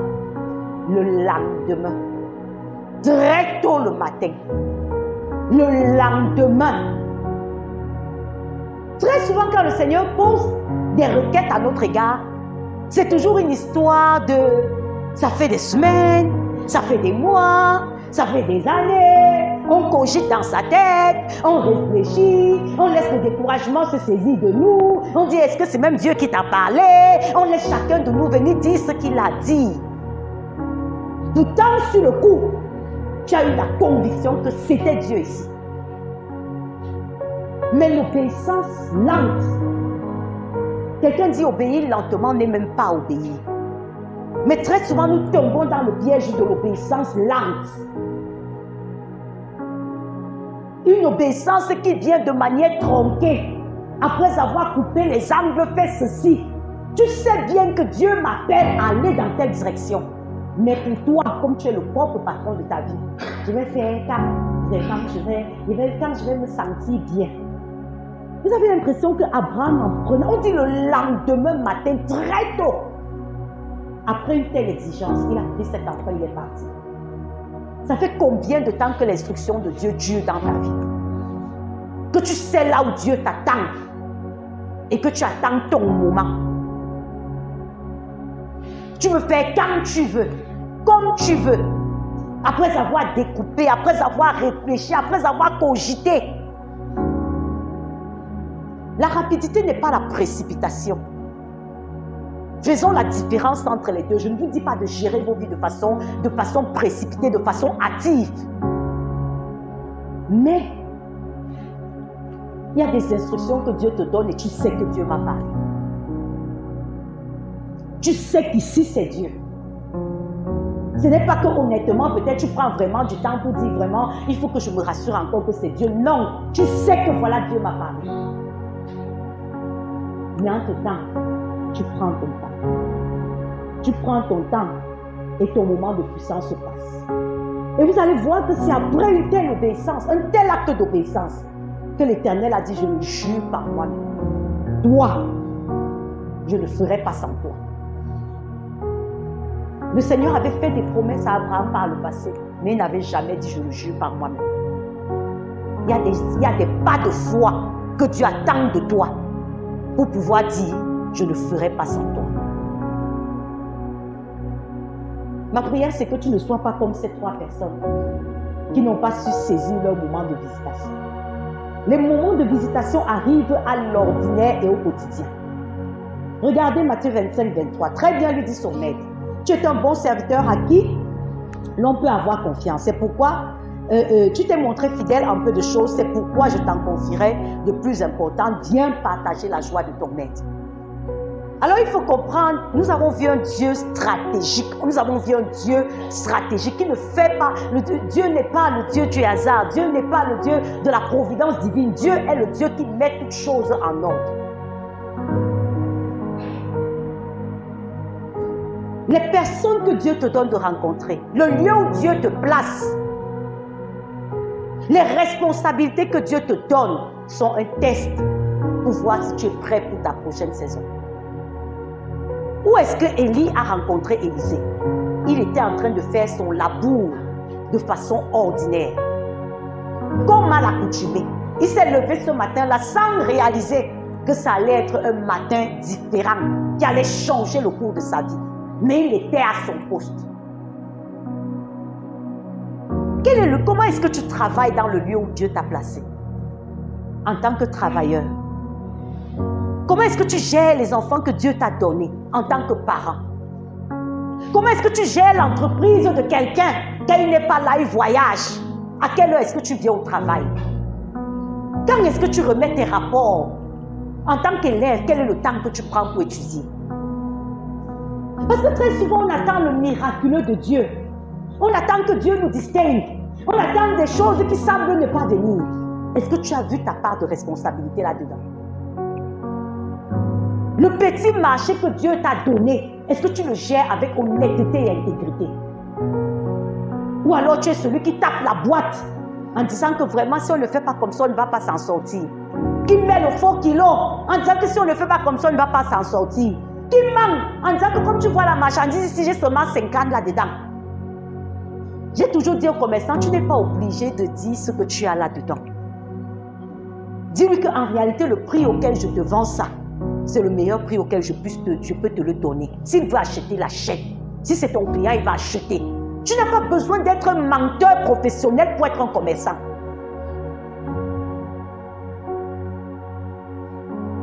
Parce que très souvent, on se dit, comment est-ce qu'on peut utiliser les armes du diable pour que Dieu nous fasse prospérer? Et tu vas voir, ce sont les mêmes personnes qui se plaignent, vraiment le marché est dur, vraiment Dieu ne me bénit pas, vraiment j'avais fait comme ça, j'avais fait comme ça. Qu'est-ce que tu utilises comme langage, comme méthode?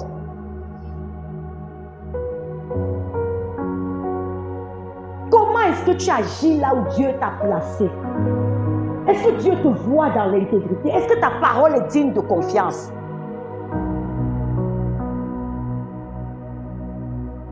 Quel est le regard que tes camarades de classe portent sur toi? Ou alors que tes proches portent sur toi? Bien que tu dises aller à l'église et que tu as une grosse vie. Dieu nous rencontre. Nos moments ordinaires de la vie sont des moments par lesquels Dieu nous bâtit. C'est un moment de préparation. Le petit niveau qui semble être un petit niveau où tu es, c'est ton niveau de préparation. Préparation à la discipline, préparation à l'honnêteté, préparation à la responsabilité, et ainsi de suite, ainsi de suite.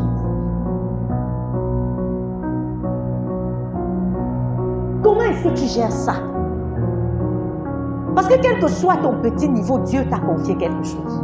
Tu peux être nounou quelque part, Dieu t'a confié quelque chose. Tu t'es bien entendu avec la patronne pendant que tu signais le contrat que tu vas laver le sol 3 fois par semaine. Mais la vérité, c'est que le jour où elle ne te voit pas, tu laves 1 fois par semaine. Tu as lavé ça hier, pourquoi c'est comme ça? Non, madame, j'ai lavé. Ce sont les enfants qui ont joué. Non, madame. Pourquoi la tomate s'est diminuée dans le congélateur? Non, madame, vraiment, je ne sais pas. Alors que tu sais que tu as volé les tomates.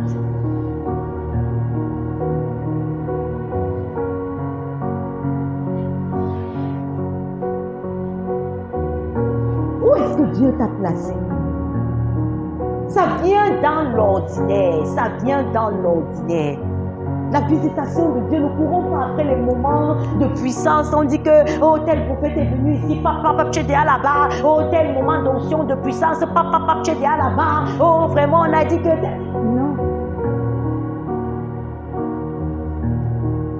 La vérité, c'est que pour que Dieu te localise, même dans un tel moment, il faudra encore qu'il voie la façon dont tu te comportes au quotidien. Qu'est-ce que Dieu voit de toi dans la position de Dieu? Laissons que c'est une petite position. Laissons que c'est une position simplement d'enfant à la maison, qui est supposé peut-être faire son travail avant de sortir le matin, qui est supposé étudier ses leçons, qui est supposé peut-être encadrer ses petits frères. Ne regarde pas la position toujours comme une grande position. Qu'est-ce que Dieu voit de toi? Est-ce que ton comportement dans cette position-là donne à Dieu de comprendre que voici quelqu'un sur qui je peux compter? Voici un élément que je dois prendre au chapitre.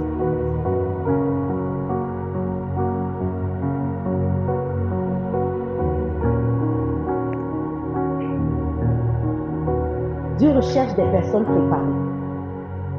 Galates 6:8, celui qui sème pour satisfaire ses propres désirs, donc livré à lui-même, récoltera ce que produit cet homme, c'est-à-dire la corruption. Mais celui qui sème pour l'esprit, moissonnera ce que produit l'esprit, la vie éternelle. Tu sèmes pourquoi?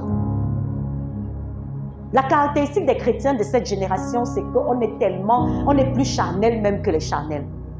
Quand vous voyez les chrétiens aujourd'hui, ils ont tout investi dans le monde. On est surtout préoccupé par notre vie sur la terre. Dieu aime le pécheur, mais Dieu aime le péché. Et un des péchés que Dieu aime, c'est ce caractère charnel. Quelqu'un de charnel, c'est quelqu'un qui ne pense pas qu'en réalité, je suis de passage ici. Et qu'il faudrait que je recherche les choses d'en haut, bien que je recherche les choses d'en bas aussi. Encore que la Bible te dit qu'en recherchant les choses d'en haut, les choses d'en bas vont te poursuivre.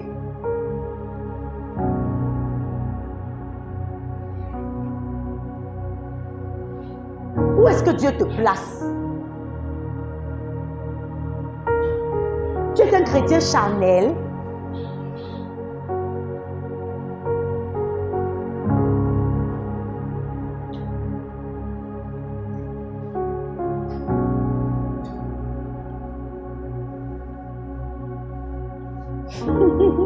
L'image qui m'a beaucoup amusée, vous voyez ça?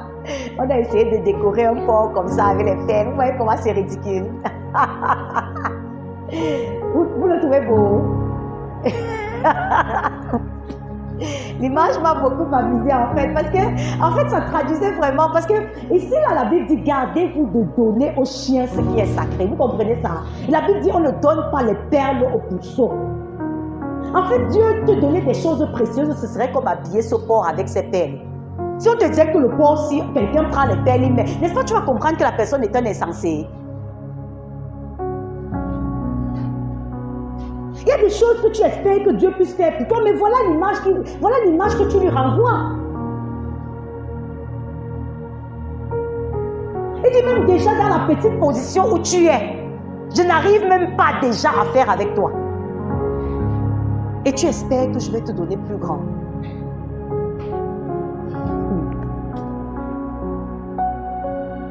On ne donne pas de perles aux pourceaux. Alors j'ai encore beaucoup de choses à vous dire, mais vous ne pouvez pas les porter maintenant. Très souvent, on attend avec impatience la visitation de Dieu dans nos vies, mais simplement le Seigneur, en nous regardant, réalise que nous ne sommes pas prêts. Est-ce qu'on se comprend? Et c'est pour ça que j'ai rappelé encore le thème, le premier ennemi de mon bonheur, moi-même. Pour dire, travaillons sur nous. Laissons Dieu nous mouler. Laissons Dieu nous labourer. Laissons Dieu faire son œuvre au travers de nous.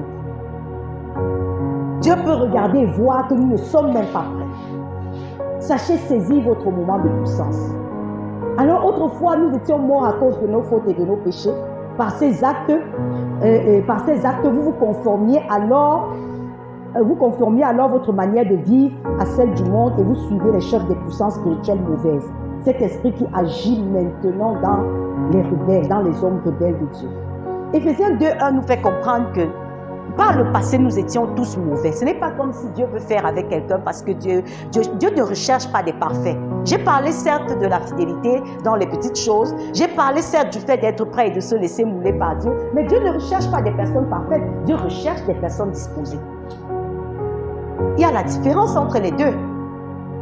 Dieu ne dit pas tant que tu ne seras pas parfait, je ne vais pas faire avec toi. Tant que tu ne seras pas parfait, je ne vais pas permettre que tu ailles à un autre niveau. Non, c'est faux. Nous tous, nous étions de l'autre côté par le passé. Mais Dieu veut voir en toi un désir de sortir de ta situation. Et de te dire, Père, je suis conscient que tu as mis en moi quelque chose. Je suis conscient du potentiel que tu as mis en moi. Peut-être c'est encore flou. Je ne peux pas dire avec exactitude là où tu m'attends ce que tu as mis en moi. Mais il y a une chose, c'est que je sais que tu as fait ton dépôt en moi. Nous voyons dans la Bible peut-être l'exemple de l'apôtre Paul, n'est-ce pas? L'apôtre Paul dit, j'ai persécuté l'église de Christ. J'ai persécuté l'église de Christ. Et oui, je suis le moindre des apôtres. Je ne mérite même pas de porter le titre d'apôtre puisque j'ai persécuté l'église de Dieu. Ce que je suis à présent, c'est la grâce de Dieu. Peut-être que ton passé n'est pas un passé très réjouissant. Peut-être que quand peut-être que les hommes même disent, ah, tu dis que l'autre là aussi parle déjà de Dieu. Avec tous les gars qu'il a fait, il était connu comme étant tel, il était connu comme étant tel, il était connu comme étant tel. Les gens vont dire des choses. Et l'une des plus grandes attaques, ce sera par rapport à ton identité. Les gens vont chercher à te dénigrer. Les gens vont ramener en surface tes erreurs. Les gens vont dire tes bévues. Mais ce n'est pas ça qui compte. Ce qui compte devant Dieu, c'est comment est-ce que tu réponds à ça. Ne t'arrête pas sur ce que les gens peuvent dire ou penser de toi. On aura toujours à dire. Mais est-ce que tu es disposé à suivre Dieu sur le chemin? Est-ce que tu es disposé à suivre Dieu sur le chemin? Votre but a un adversaire. Toute arme forgée contre toi, toute arme fabriquée pour te faire du mal n'atteindra pas son but et tu pourras confondre tous tes accusateurs en jugement, car tel est l'apanage des serviteurs de l'Éternel. C'est ainsi que je leur fais justice. L'Éternel le déclare. Tu vas comprendre que le diable ne va pas t'acclamer pendant que tu es en train d'aller vers ta destinée. Ça, il faut le comprendre. Parce que très souvent, nous nous laissons aller au découragement. Nous nous laissons aller à la frustration. Nous nous laissons aller à toutes sortes de... En fait, on trouve toute forme de justificatif. Mais sache que Satan ne va pas t'acclamer. Les hommes ne vont pas t'acclamer. Regardons ici, par exemple, je regardais l'exemple de l'aveugle Bartimée, un exemple très marquant. Vous voyez ça quand Bartimée, l'aveugle mendiant, a entendu que Jésus passait sur le chemin. Quelle est l'attitude que Bartimée a eue? Quand Bartimée a commencé à dire « Jésus, fils de David, aie pitié de moi », qu'est-ce que les gens lui ont dit? « Tais-toi là-bas. Tu déranges le maître. » Vous croyez qu'ils lui ont dit doucement que non, tais-toi? On a dit « Tais-toi là-bas. » Mais comment est-ce que Bartimée a répondu? La Bible nous fait comprendre que Bartimée a crié encore plus fort. Le cri de Bartimée était sauvage, mais il savait que c'était un cri nécessaire. La preuve que c'est ce cri sauvage-là qui a arrêté Jésus.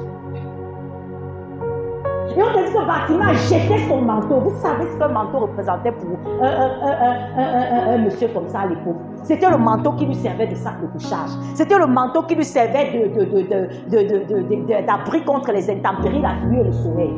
Mais il a dit, va là-bas. Il avait reconnu son moment de puissance. Il avait reconnu son moment de visitation. Ton but a un adversaire. Les gens vont te dire, tais-toi. La femme à la perte de sang a dû affronter la foule. La loi, c'était son adversaire. On disait une femme qui est dans sa période de menstru ne doit pas sortir au milieu des gens. Mais elle, ça faisait 12 ans qu'elle saignait sans arrêt. Elle a dit à la loi, tu ne m'arrêteras pas. Tu ne m'arrêteras pas. Et c'est ainsi qu'elle a pu avoir sa délivrance. Toi, qu'est-ce qui t'arrête? Parce que trop souvent, on est toujours dans les justificatifs. On est toujours dans non, je ne peux pas parce que c'est moi qui fais comme ça. C'est moi qui n'avais pas l'argent des taxis. C'est moi qui vends au marché. C'est moi qui étais... C'est moi qui ai de garde. C'est moi qui... Tout très souvent, les excuses. Mais devant Dieu, nos excuses démontrent notre immaturité. Si tu permets que des situations t'arrêtent, ça veut dire qu'en fait, tu es immature. Vous comprenez ça? Les excuses démontrent ton immaturité. Parce que ces personnes avaient tellement d'excuses à avoir. Il y avait des justificatifs même très très loin. Mais ils ne se sont pas laissés arrêter. Alors toi, qu'est-ce qui t'arrête? Lorsque tu sens que voici une opportunité pour moi de connaître véritablement ce pourquoi Dieu m'a créé. Parce que les gens sont devenus esclaves de leur confort. Esclaves de leurs habitudes. Non, vraiment, je préfère l'inconnu, je préfère le connu qui est difficile, je préfère la douleur de mon quotidien là, que de pouvoir affronter l'inconnu que je ne connais pas.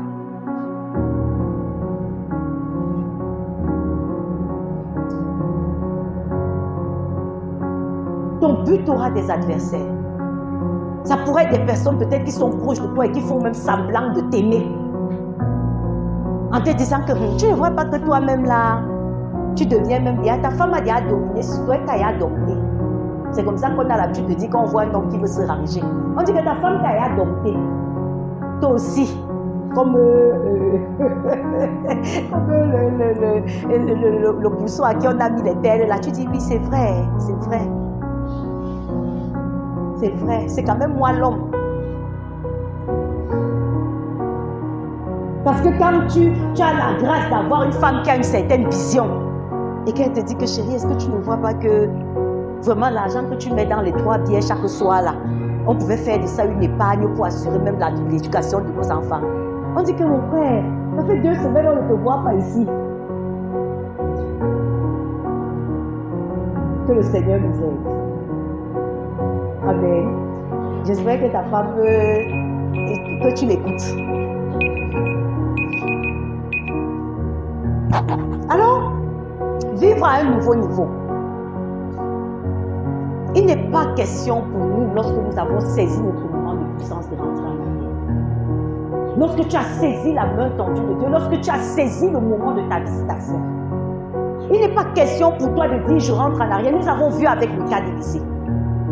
Ce qui nous a donné de comprendre qu'Élisée n'avait plus jamais l'intention de rentrer en arrière, c'est le fait qu'il a utilisé sa charrue pour le feu, pour en faire du bois. Et il a pris une paire de bœufs, il a sacrifié ça. Et c'est avec ça qu'il a nourri les gens. C'était une façon de dire que le labour est moi. C'était bon. J'ai compris que Dieu m'attend à une autre dimension. J'ai compris que Dieu m'attend à un autre niveau.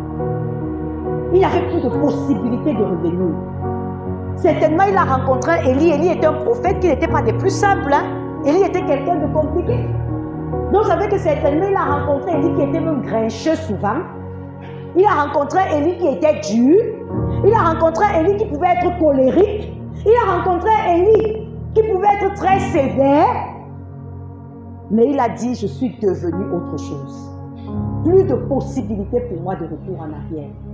Parce que très souvent, même quand nous mettons le pas de foi et que nous rencontrons les difficultés, n'est-ce pas, on commence à dire que vraiment, je ne savais pas que ça allait être comme ça. Tu ne m'avais pas bien dit au départ que c'est comme ça que ça allait se passer. Tu commences à raconter des choses. Est-ce que tu es prête à foncer? Est-ce que tu es même prête à recommencer? Regardons un peu l'histoire de Nicodème. La Bible nous fait comprendre que Nicodème était un docteur de la loi. C'était un monsieur respectable et respecté dans la confrérie des prêtres de l'époque et des sacrificateurs. Mais Nicodème est parti de nuit pour venir rencontrer Jésus. Déjà, le fait qu'il parte de nuit nous démontrait qu'il y avait opposition à l'acte que Nicodème posait. Mais il a dit, je vais y aller. Et il dit au Seigneur, vraiment, il s'agit même de quoi? Parce que les résultats que tu produis me donnent de comprendre que si Dieu n'est pas avec toi, de tels résultats ne sont pas possibles. Et le Seigneur lui dit, il faut que tu naisses de nouveau. Nicodème ne comprenait pas ce langage. Souvent, le prochain niveau dans lequel le Seigneur t'appelle, c'est un niveau où tu ne comprendras peut-être pas le langage. Où tu auras besoin de rentrer à l'état d'enfant. D'accepter d'être enseigné. Parce que le jour où vous croyez que le jour où Jésus était absent, qui donnait la leçon à Nicodème, ce n'était pas Pierre. Ce n'était pas le pêcheur de poissons. Parce que très souvent, notre statut actuel est un blocage à l'appel de Dieu pour nous. Est un blocage à la nouvelle dimension dans laquelle Dieu veut nous appeler. Non, comment un monsieur comme moi, comment une femme comme moi, on va encore me voir aller m'asseoir là-bas sur les bancs de la classe. On va encore me voir poser des questions ici. On va encore me voir comment est-ce que... En fait, je suis pasteur, tu as un col. Mais pourtant, tu as la certitude que Dieu veut t'enseigner quelque chose de nouveau. Mais tu te dis non. Parce que ça ne vient pas avec la forme que tu aurais voulu. Il y a des gens qui veulent l'ascension de Dieu à leurs propres conditions. Seigneur, je veux être formé, mais dans tel milieu. Seigneur, je veux aller plus loin, mais à telle condition. C'est comme ça que j'ai rencontré un monsieur qui était à la dernière conférence. Il est venu me voir par la suite avec sa compagne. Et on a discuté. Il m'a dit, même à la conférence, vraiment, ce que tu avais dit, j'aurais pu laisser ça toucher mon cœur parce que je me suis reconnue à plusieurs niveaux. Mais je ne peux pas être sous la direction d'une femme.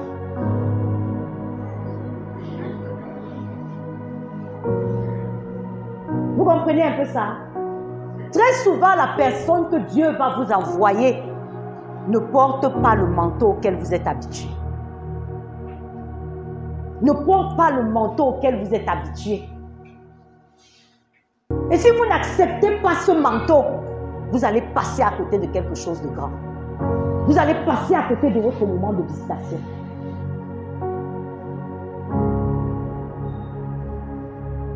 Il pourrait ne pas parler ton langage. Cette personne pourrait ne pas être aussi instruite que toi. Vous croyez que Nicodème ne voyait pas les fautes de Pierre? Parce qu'après tout, Pierre, bien qu'ayant l'industrie de pêche, était quand même un pêcheur, non? Donc ça veut dire que peut-être il n'avait pas le niveau d'études de Matthieu. Vous croyez que Nicodème n'avait pas vu ça? Il n'avait pas vu leur façon de faire là-bas dans ce milieu qui n'était pas adapté aux personnes très modernes comme lui. Mais Nicodème a dit que ces gens, ils ont quelque chose qui détermine mon prochain niveau. Ça semble ne pas être le format auquel je suis habitué. Mais il y a quelque chose que je ne dois pas louper ici. Ça me fait penser, je raconte brièvement ma propre histoire. J'ai rencontré un serviteur de Dieu qui a vraiment marqué ma vie. C'est le prophète Sadhu Sundar, c'est un Indien. Et comment est-ce que je fais la rencontre de ce monsieur en fait? Je fais un rêve. Quand je fais ce rêve, je me retrouve dans une grande église. Je vois, c'est quelqu'un qui m'avait invité dans l'église, dans le rêve. On va à l'église. Je vois un monsieur qui est devant en train de prêcher. Et maintenant, quand le monsieur est en train de prêcher, à un moment, l'interprète du monsieur, je ne sais pas, ne lui donne plus satisfaction. Ça fait que le monsieur reprend le micro à son interprète. Le monsieur se promène dans la salle et il s'arrête devant moi. J'étais assise à une rangée du bord comme ça du couloir. Ça, c'est le rêve. Il s'arrête devant moi et il me tend le micro. Et c'est comme ça que je commence à l'interpréter. Et c'est comme ça que le rêve finit. Mais je me lève de ce rêve quand même. Je ne comprends pas grand-chose. Mais je me dis, bon, en tout cas, Dieu va éclairer davantage. Je crois que c'était quelques semaines après, pendant que je suis dans un taxi tout d'abord. Quand je suis dans le taxi, il y a quelqu'un qui donne des affiches, des tracts, comme des tracts d'un programme là. Alors, le monsieur, je vois un Indien avec une longue barbe comme ça, blanche et tout ça. Quand je vois d'abord le tract à distance, il dit seulement que les Indiens avaient le vaudou et tout ça. Il dit que non, le tract même, je ne prends pas. Il dit au monsieur que non, mais si je n'en ai pas besoin. Mais en fait, c'était la carrure du monsieur qui m'avait fait. J'ai dit non, je n'en ai pas besoin, merci. Et c'est comme ça que la semaine d'après, je vais chez une de mes mamans. Je vois le même tract de ce monsieur. J'ai dit qu'on m'a donné le tract dans le taxi, j'ai refusé parce que je me disais que c'est les Indiens avec le vaudou. Elle me dit, mais non, ça c'est un grand serviteur de Dieu. On nous a beaucoup recommandé dans le groupe où je vais d'aller à cette conférence. Alors on va aller ensemble. Je lui dis, d'accord. Quand j'arrive dans la salle de la conférence, je reconnais la salle que j'avais vue dans le rêve. Et alors je comprends que non, Dieu a quelque chose pour moi ici. C'était 7 jours de conférence suivie. Mais parce que j'avais fait ce rêve, et surtout que je me souvenais que ce monsieur m'avait tendu le micro. Alors, j'ai fait les 7 jours sans blaguer, j'étais là. Au 6e jour, je crois, le samedi, le monsieur demande de jeûner, de venir à jeûne. On est parti à jeûne. Donc, dans ma tête, d'abord, quand j'étais assise dans la salle, puisque je suis interprète aussi, donc ça fait que quand j'étais assise dans la salle, à tout moment, je me disais que peut-être il peut me tendre le micro comme dans le rêve. Vous savez que les rêves ne disent pas exactement. Mais en fait, c'était tout autre chose. C'était un autre dépôt que Dieu voulait faire. Alors, le 6e jour, il dit, venez à jeûne. Il dit, vous allez avoir des visitations particulières ce soir. Vous allez voir des choses, vous allez. Parce que c'est un monsieur que Dieu utilise énormément. Le prophète Sadou Souda, vous pouvez chercher sur Internet. C'est un monsieur qui a une histoire vraiment particulière, je vous assure. Parce que quand vous voyez la dimension avec laquelle des gens peuvent rencontrer Jésus sur une base quotidienne, comme ça. Non, il y a, en fait, chacun a sa grâce. Alléluia, passons. Bon, maintenant donc, le samedi, on vient à jeûne et tout ça. Et on attendait le moment de visitation du soir. Et il dit, le soir, il dit, ok, que tous les serviteurs de Dieu, pasteurs et tout ça avancent. Et c'est comme ça que les serviteurs de Dieu avancent. Il dit que quelqu'un qui n'est pas un serviteur de Dieu, qui n'est pas pasteur d'église, n'avance pas. Et c'est comme ça qu'il a prié pour les serviteurs de Dieu, longuement.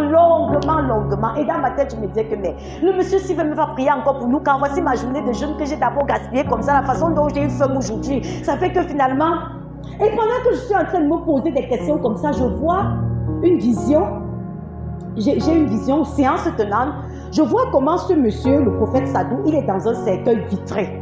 Et les serviteurs de Dieu qui étaient devant là-bas sont réunis autour de son cercueil vitré.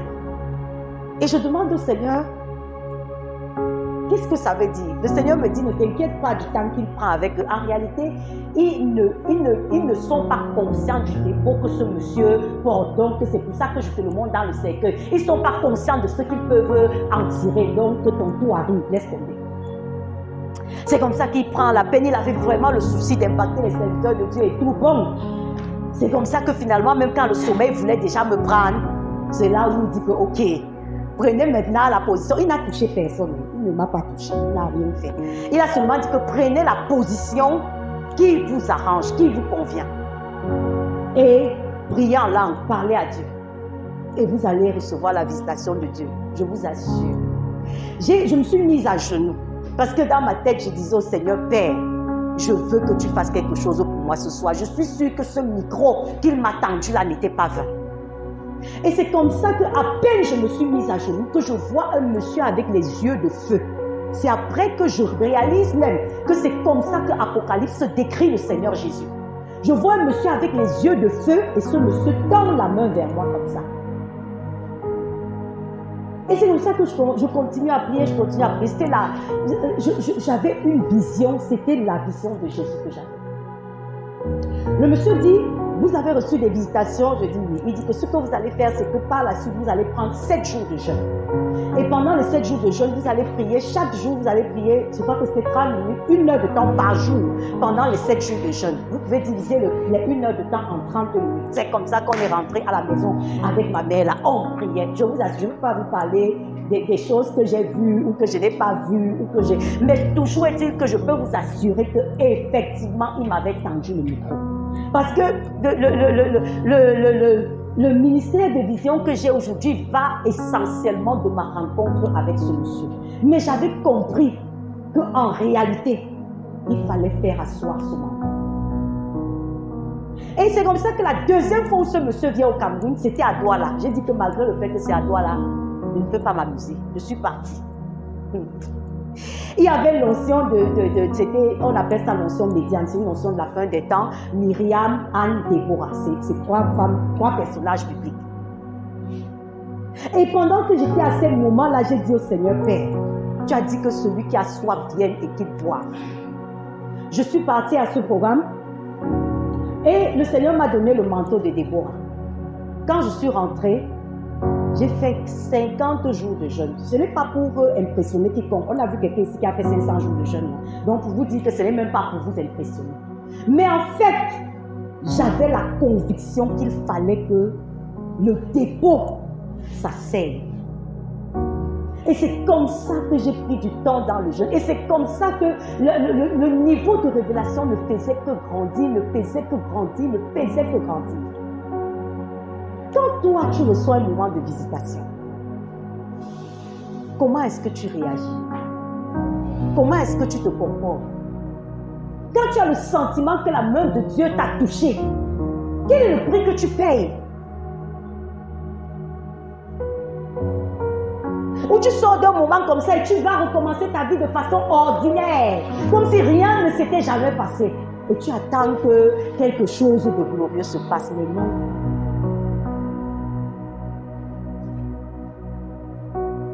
Montre à Dieu. J'aime beaucoup le passage de Jean 7, le verset 37, où Jésus dit, le dernier jour, le grand jour de la fête, Jésus a dit que celui qui a soif vienne et qu'il boive. Toi qui attends Dieu dans une autre dimension, toi qui voudrais être utilisé par Dieu, pas seulement pour tes propres problèmes, des causes plus grandes. Nous avons vu la cause de notre continent. La cause de notre continent passe par la cause de notre pays. La cause même de ton pays passe par la cause de ton village. Qu'est-ce que tu poses comme acte qui montre à Dieu ton engagement radical à être utilisé par lui? A dit au Seigneur, Père, tu ne feras pas sans moi.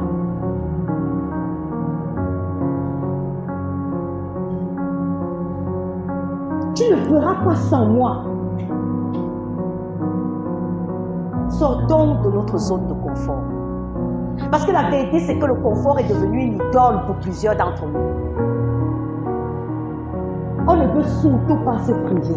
On ne veut surtout pas faire un peu de sacrifice. On ne veut surtout pas abandonner ci ou ça. On ne veut surtout pas être rejeté. On veut pouvoir se fondre dans la masse. On veut pouvoir être accepté de tout le monde. On veut pouvoir porter la vie que tout le monde porte. On ne veut pas être mis à part. On ne veut pas accepter qu'on porte sur nous un regard différent. Mais en même temps, on attend le meilleur de Dieu. Est-ce que c'est honnête? Qu'est-ce que tu attends de Dieu? Je ne cesse de te poser la question. Parce que si tu es ici, ça veut dire qu'en fait, Dieu compte un peu dans ta vie, même si ce n'est qu'un peu. Qu'est-ce que tu attends de Dieu? Est-ce que tu as le sentiment que la réponse que tu donnes à Dieu de par ton action, de par ton attitude, est la réponse que Dieu attend de toi?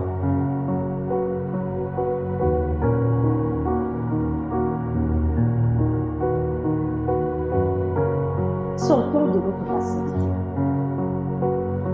Ne laissons pas le confort nous voler notre destinée. L'apôtre Paul, qui jouissait d'une grande éducation et d'une influence enviable. Mais ce qui s'est passé, c'est qu'on a vu comment il a laissé tout ça sur le chemin de Damas. Il aurait pu rentrer dans sa position ancienne après être sorti de la cécité dans laquelle il était tombé.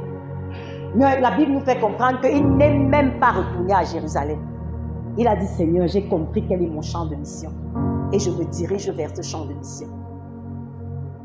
Qu'est-ce que toi tu as compris? Ou alors qu'est-ce que toi tu es en train de comprendre? Qu'est-ce que tu comprends?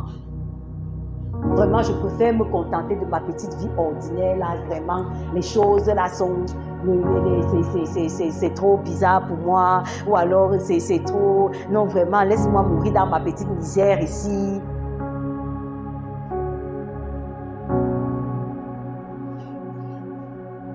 Voilà ce que le Seigneur nous réserve. La Bible nous fait comprendre que les choses que Dieu réserve pour ceux qu'il aime, ce sont des choses que l'œil n'a point vues, que l'oreille n'a pas entendues, qui ne sont même pas montées dans l'esprit humain. Jamais soupçonnées, mais que Dieu tient en réserve pour ceux qu'il aime. Les choses que Dieu réserve pour toi sont des choses insoupçonnables. Mais est-ce que tu es prête à faire le pas de foi? Est-ce que tu es prête à accepter, à saisir cette main tendue et à dire, Seigneur, je te suis sur le chemin. Je veux faire avec toi. Je veux sortir de mon confort. Je veux pouvoir expérimenter autre chose que ce que je vis. J'ai soif d'autre chose. Quand je vois les images de mon continent, quand je vois les images d'un pays comme la Corée du Sud que nous avons vu il y a quelque temps, et qu'on peut me dire qu'il y a 60 ans, un tel pays était au même niveau de développement que toi et moi, de grâce. Ils ont l'école, Donc nous sommes les maudits de Dieu, les mal-aimés. Parce que c'est choquant quand même. C'est choquant. On te dit que si tu vas au Minerex, tu vas voir des documents qui montrent l'aide que le Cameroun a apportée à la Corée du Sud. Mais regardez où ils sont. Toi, tu crois que Jésus ne peut pas t'utiliser pour une cause aussi grande que ta nation? Il ne peut pas t'utiliser pour influencer le continent. Quand on a vu le professeur Vincent ici qui forme les chefs d'État, qui forme les gouvernants des pays et qui font des résultats, il ne prie pas le même Dieu que toi tu pries.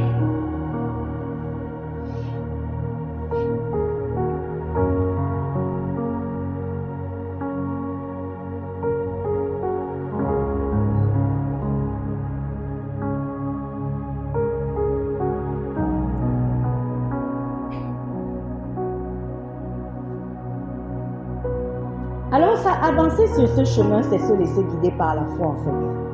Parce que la vérité, c'est que nous ne marchons pas par la vue, mais nous marchons par la foi.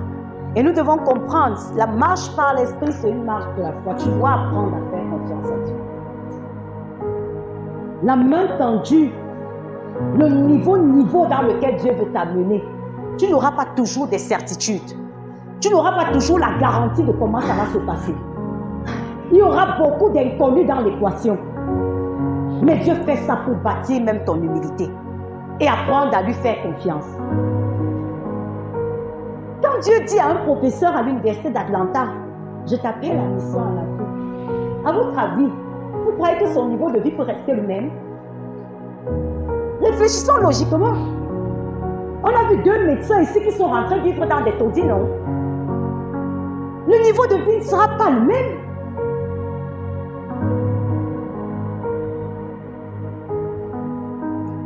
Mais il savait que j'ai entendu la voix de Dieu.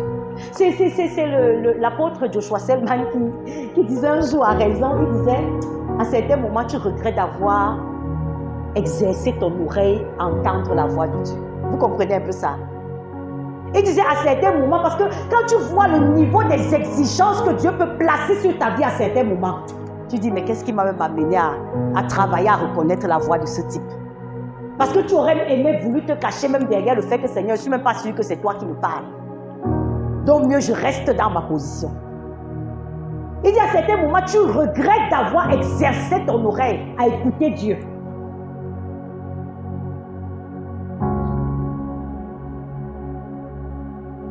Parce que quand tu vois la direction dans laquelle il veut te conduire, tu dis seulement, hey, la version s'y vient encore d'où? Mais la marche avec Dieu, c'est une marche de confiance.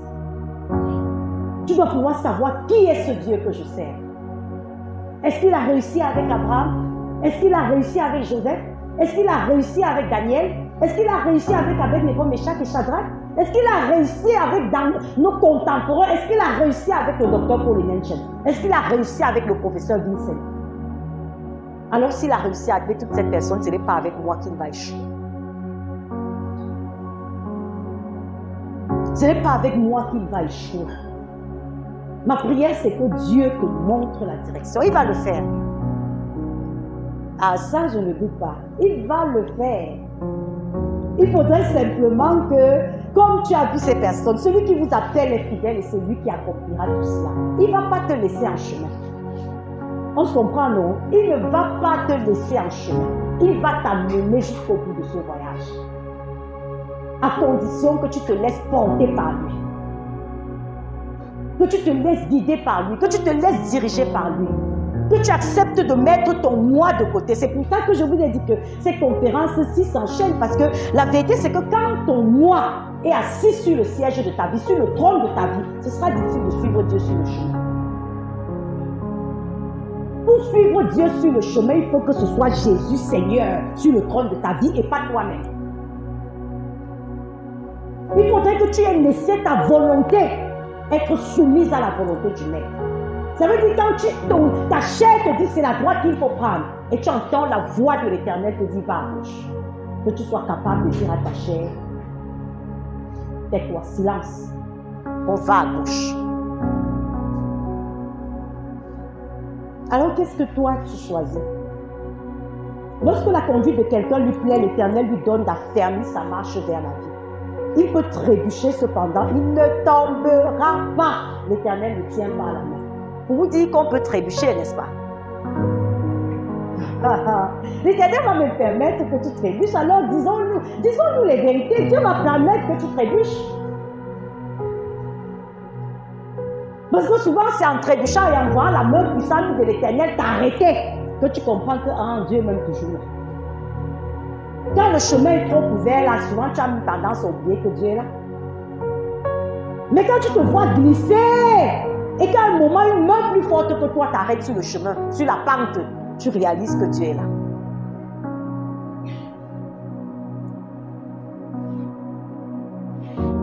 Le Seigneur te promet que tu vas passer par les eaux. Il dit, je serai avec toi. Les fleuves ne te submergeront pas quand tu marcheras dans le feu. Ça ne te fera pas de mal. Tu ne seras pas brûlé. Puisque moi, l'Éternel, je suis ton Dieu, le Saint d'Israël, ton Sauveur. Il y aura des situations. La prédication de la marche avec le Seigneur, ce n'est pas simplement le fait d'aller de tapis rouge en tapis rouge. Non. Il y aura des moments où ça ne va pas marcher comme tu l'avais imaginé. Tu vas même remettre tout en question. Tu vas dire, est-ce que j'ai même suivi la bonne voie? Est-ce que j'ai même bien fait de faire ce que j'ai fait? Est-ce que j'ai même bien fait d'abandonner? Certainement, il y a des jours où Élie a tellement grondé Élisée que Élisée a dit que ouais, est-ce que j'ai même bien fait de brûler ma charrue là comme ça et tout ça? Mais après, il se couche dans cet état d'esprit le matin, il se dit que je continue la marche. Je vais y arriver. C'est le prix à payer pour la double portion. C'est le prix à payer pour l'accomplissement des desseins de l'Éternel. L'accomplissement des desseins de l'Éternel n'est pas la poursuite après la gloire. Non, ce n'est pas qu'on recherche la célébrité, ce n'est pas qu'on recherche à être vu, ce n'est pas qu'on recherche l'honneur. Il ne s'agit pas de ça. Il s'agit de se soumettre à ton Créateur et de dire, Père, je voudrais accomplir ce pourquoi tu m'as appelé à exister. Parce que quel que soit ce que tu réalises sur cette terre, peu importe combien les hommes vont dire réussir, réussir, réussir. Si cela n'est pas dans le dessein de Dieu pour toi, alors Dieu te voit comme un échec. Il y a un adage qui dit que tu ne vas pas aller travailler chez Pierre et Paul va te payer. N'est-ce pas? Très souvent nous travaillons là où Dieu ne nous a même pas envoyés. Et à la fin, on s'attend à ce que Dieu dise bon et fidèle serviteur. Tu as travaillé pour lui.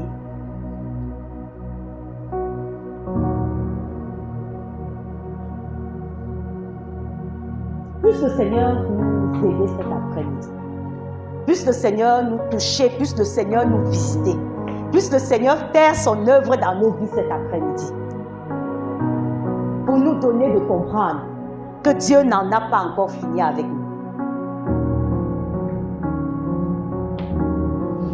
Je veux croire que si tu es ici, ce n'est pas le fait du hasard. Si tu as écouté ce que tu as écouté, ce n'est pas le fait du hasard. Dieu a quelque chose à dire. Dieu te parle. Ne réfléchis pas, comme je disais au début, que ne réfléchis même pas aux personnes qui ne sont pas là. Ça ne t'intéresse en rien. Amen. S'il y avait une seule personne, je me souviens d'un serviteur de Dieu qui dit qu'il avait fait une grande croisade d'évangélisation avec beaucoup d'investissements. Et à la fin de cette croisade d'évangélisation, une seule personne a donné sa vie au Seigneur. Pendant tous les jours de campagne. Ça semblait être une grosse déception, n'est-ce pas? Comment, si Dieu était là, comment est-ce qu'une seule personne a pu donner sa vie au Seigneur? Mais cette personne, c'était un braqueur aux États-Unis à l'époque. Et sa repentance a amené des multitudes de braqueurs au Seigneur. Pour te dire qu'on aurait pu faire cette conférence pour toi seul, que ça ne nous gênerait même pas.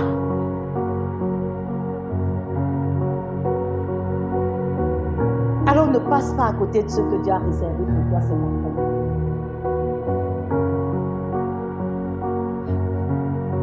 Quand la puissance rencontre